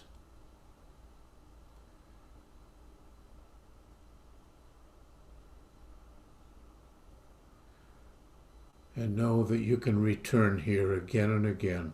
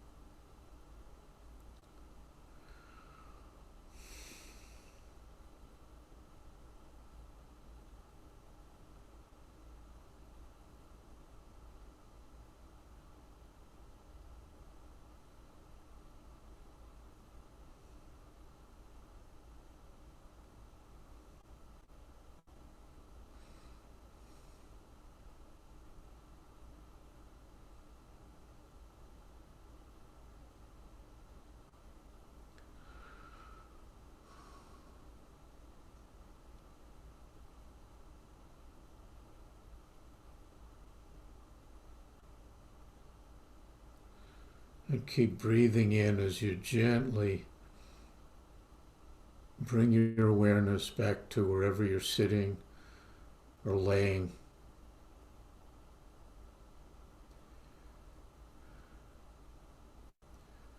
And take a few moments to adjust.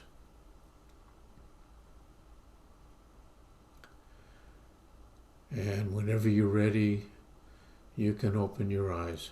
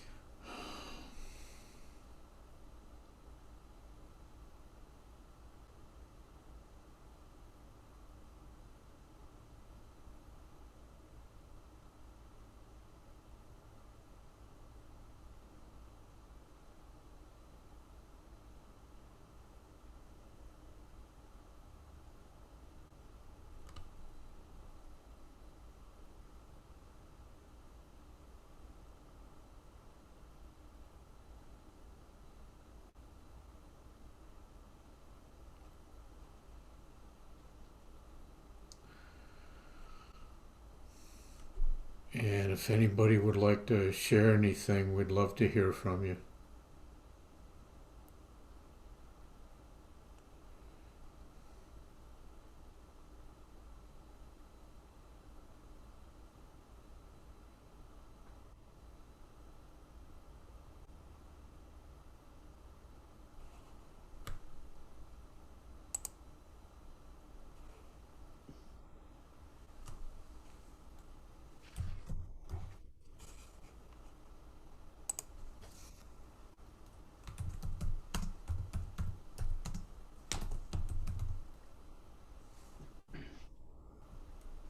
Stu, it looks like there are a couple of people who have their hands raised. Okay. Let's see. I'm not sure who was up first, if Marcia was. Yeah, Marcia was up first. Okay. I didn't have my hand raised for that. It was to read, but I was listening to everything and meditating, and then all of a sudden, I don't know where I went. And then at the end, I saw my eyes were closed and I could see like a video. It's like really weird. Okay. I wasn't sure if my eyes were open or closed. It's like, You saw a video of Baba? just like I've been lately seeing this like little like a computer screen in there, and I see like butterflies and just weird stuff. I don't know. Just started happening kind of. So I had to see, are my eyes open or closed? And I kept, okay. It was cool. Yeah.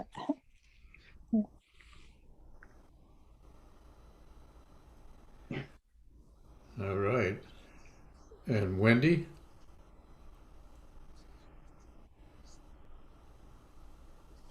I'm gonna lower my hand. That work? Yeah. Yeah. We're good? Was that good? Can you hear me? Yes. Okay. That was lovely. I've been experiencing your meditations by going to YouTube and listening to your talks and so on. But to have it with the group in the moment, wow, that was amazing.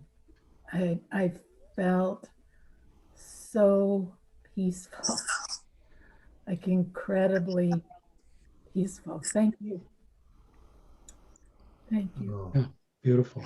Glad for that. Thank you, Wendy. Thank you. Jai Baba. Jai Baba.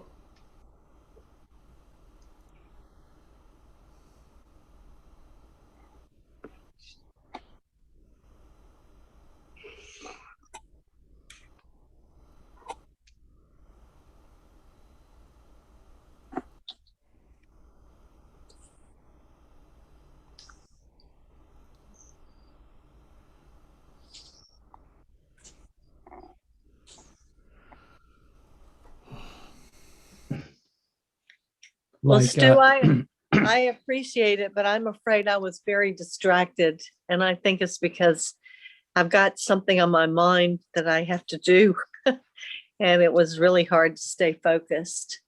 I kept trying to come back to it, but I guess that happens sometimes. Yeah. Maybe you could have watched Marcia's video with her. Yeah. That would have been good, I'm sure. That's my artistic mind. I was thinking about singing the Hallelujah chorus and how I have to practice. Well, that's a lovely thing anyway. Yeah. For Archie? Yeah. Anyway, thank you very much. It was a nice evening and a wonderful session today with Effort and Grace, with all the contributions. And I always appreciate the heart-centered meditations. Thank you, Stu. Thank you, Elizabeth. Yeah. Bye-bye. Jai Baba. See you, Elizabeth. Jai Baba, Elizabeth. Wendy, do you want to say something else? Your hand is still up there. No, maybe it's a Canadian frozen hand. I'm not, it's a little cold up here. I was hoping it'd be a maple leaf, but it's a hand. It was lovely. It was just lovely. Glad to have you here. I'll say one thing I noticed this time.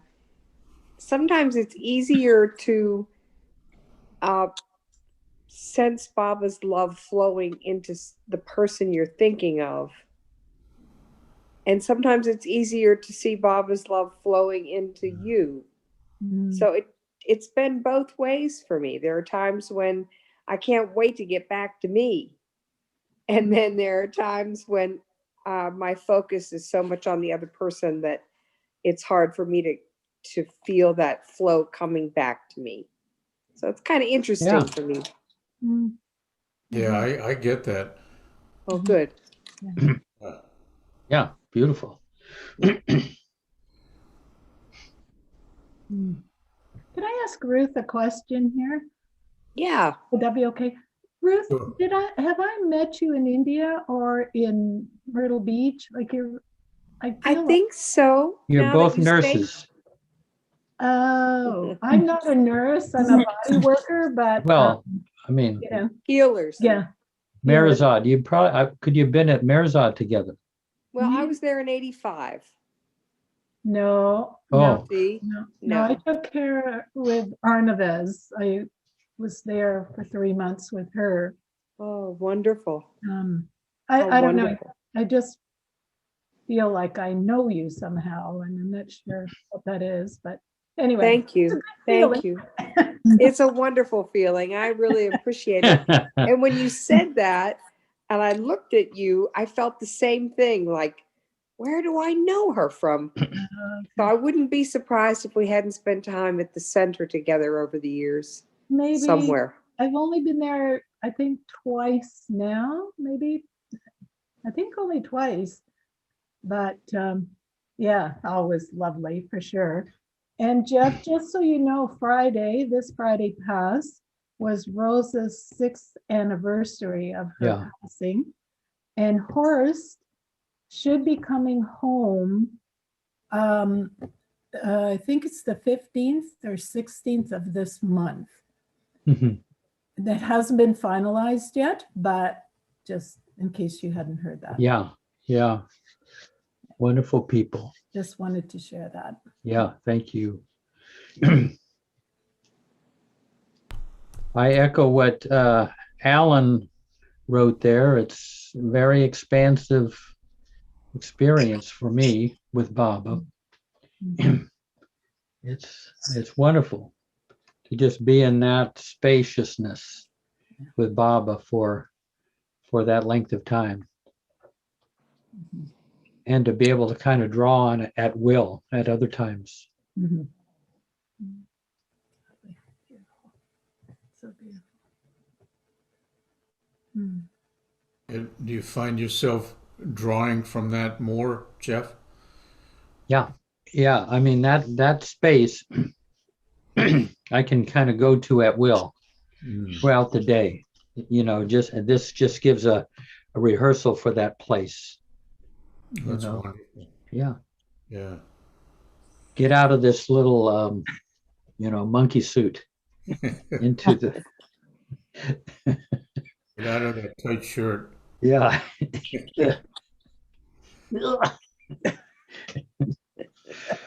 Get out of the personality stuff for a little bit. Yeah. It's a very powerful meditation. It really is. And, as I said, for months I've been doing this later, but tonight I felt gift wrapped with a big Baba bow on it. Yeah. Beautiful. So, so dear. Oh, great to have you here live. Oh, yeah. Thank you. It's good to be here live, and it's hard to say goodbye because it's just so nice. Yeah. Stuart, thank you. Thank you, Ruth. I'm so happy you're here for this service for us. Thank you. Yeah. No, it just adds another dimension onto the effort and grace. Yeah, it's my honor. Yeah. Good. Good night, everybody. Yeah. Good night. Yeah, good night. Have a Baba dream. Hey. Yeah, all of you. Take care, everybody. Yeah. Hey, Baba. Nice meeting you. Nice to meet you. We'll meet again. Yeah.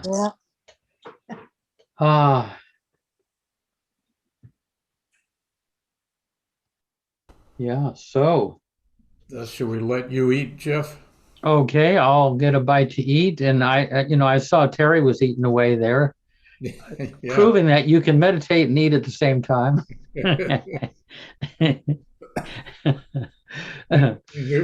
Terry, you're muted. Yeah. I'm sorry. I was actually got like a little lightheaded. I felt like Yeah. I needed something. Oh yeah, I don't think it takes away from anything. You know, I don't know if I told you this, but this is about meditation. One time, a couple of buddies of mine were there in 1972, I think, outside of Audie's office, and they're Frank Parker and John Florence, and they're real talkers.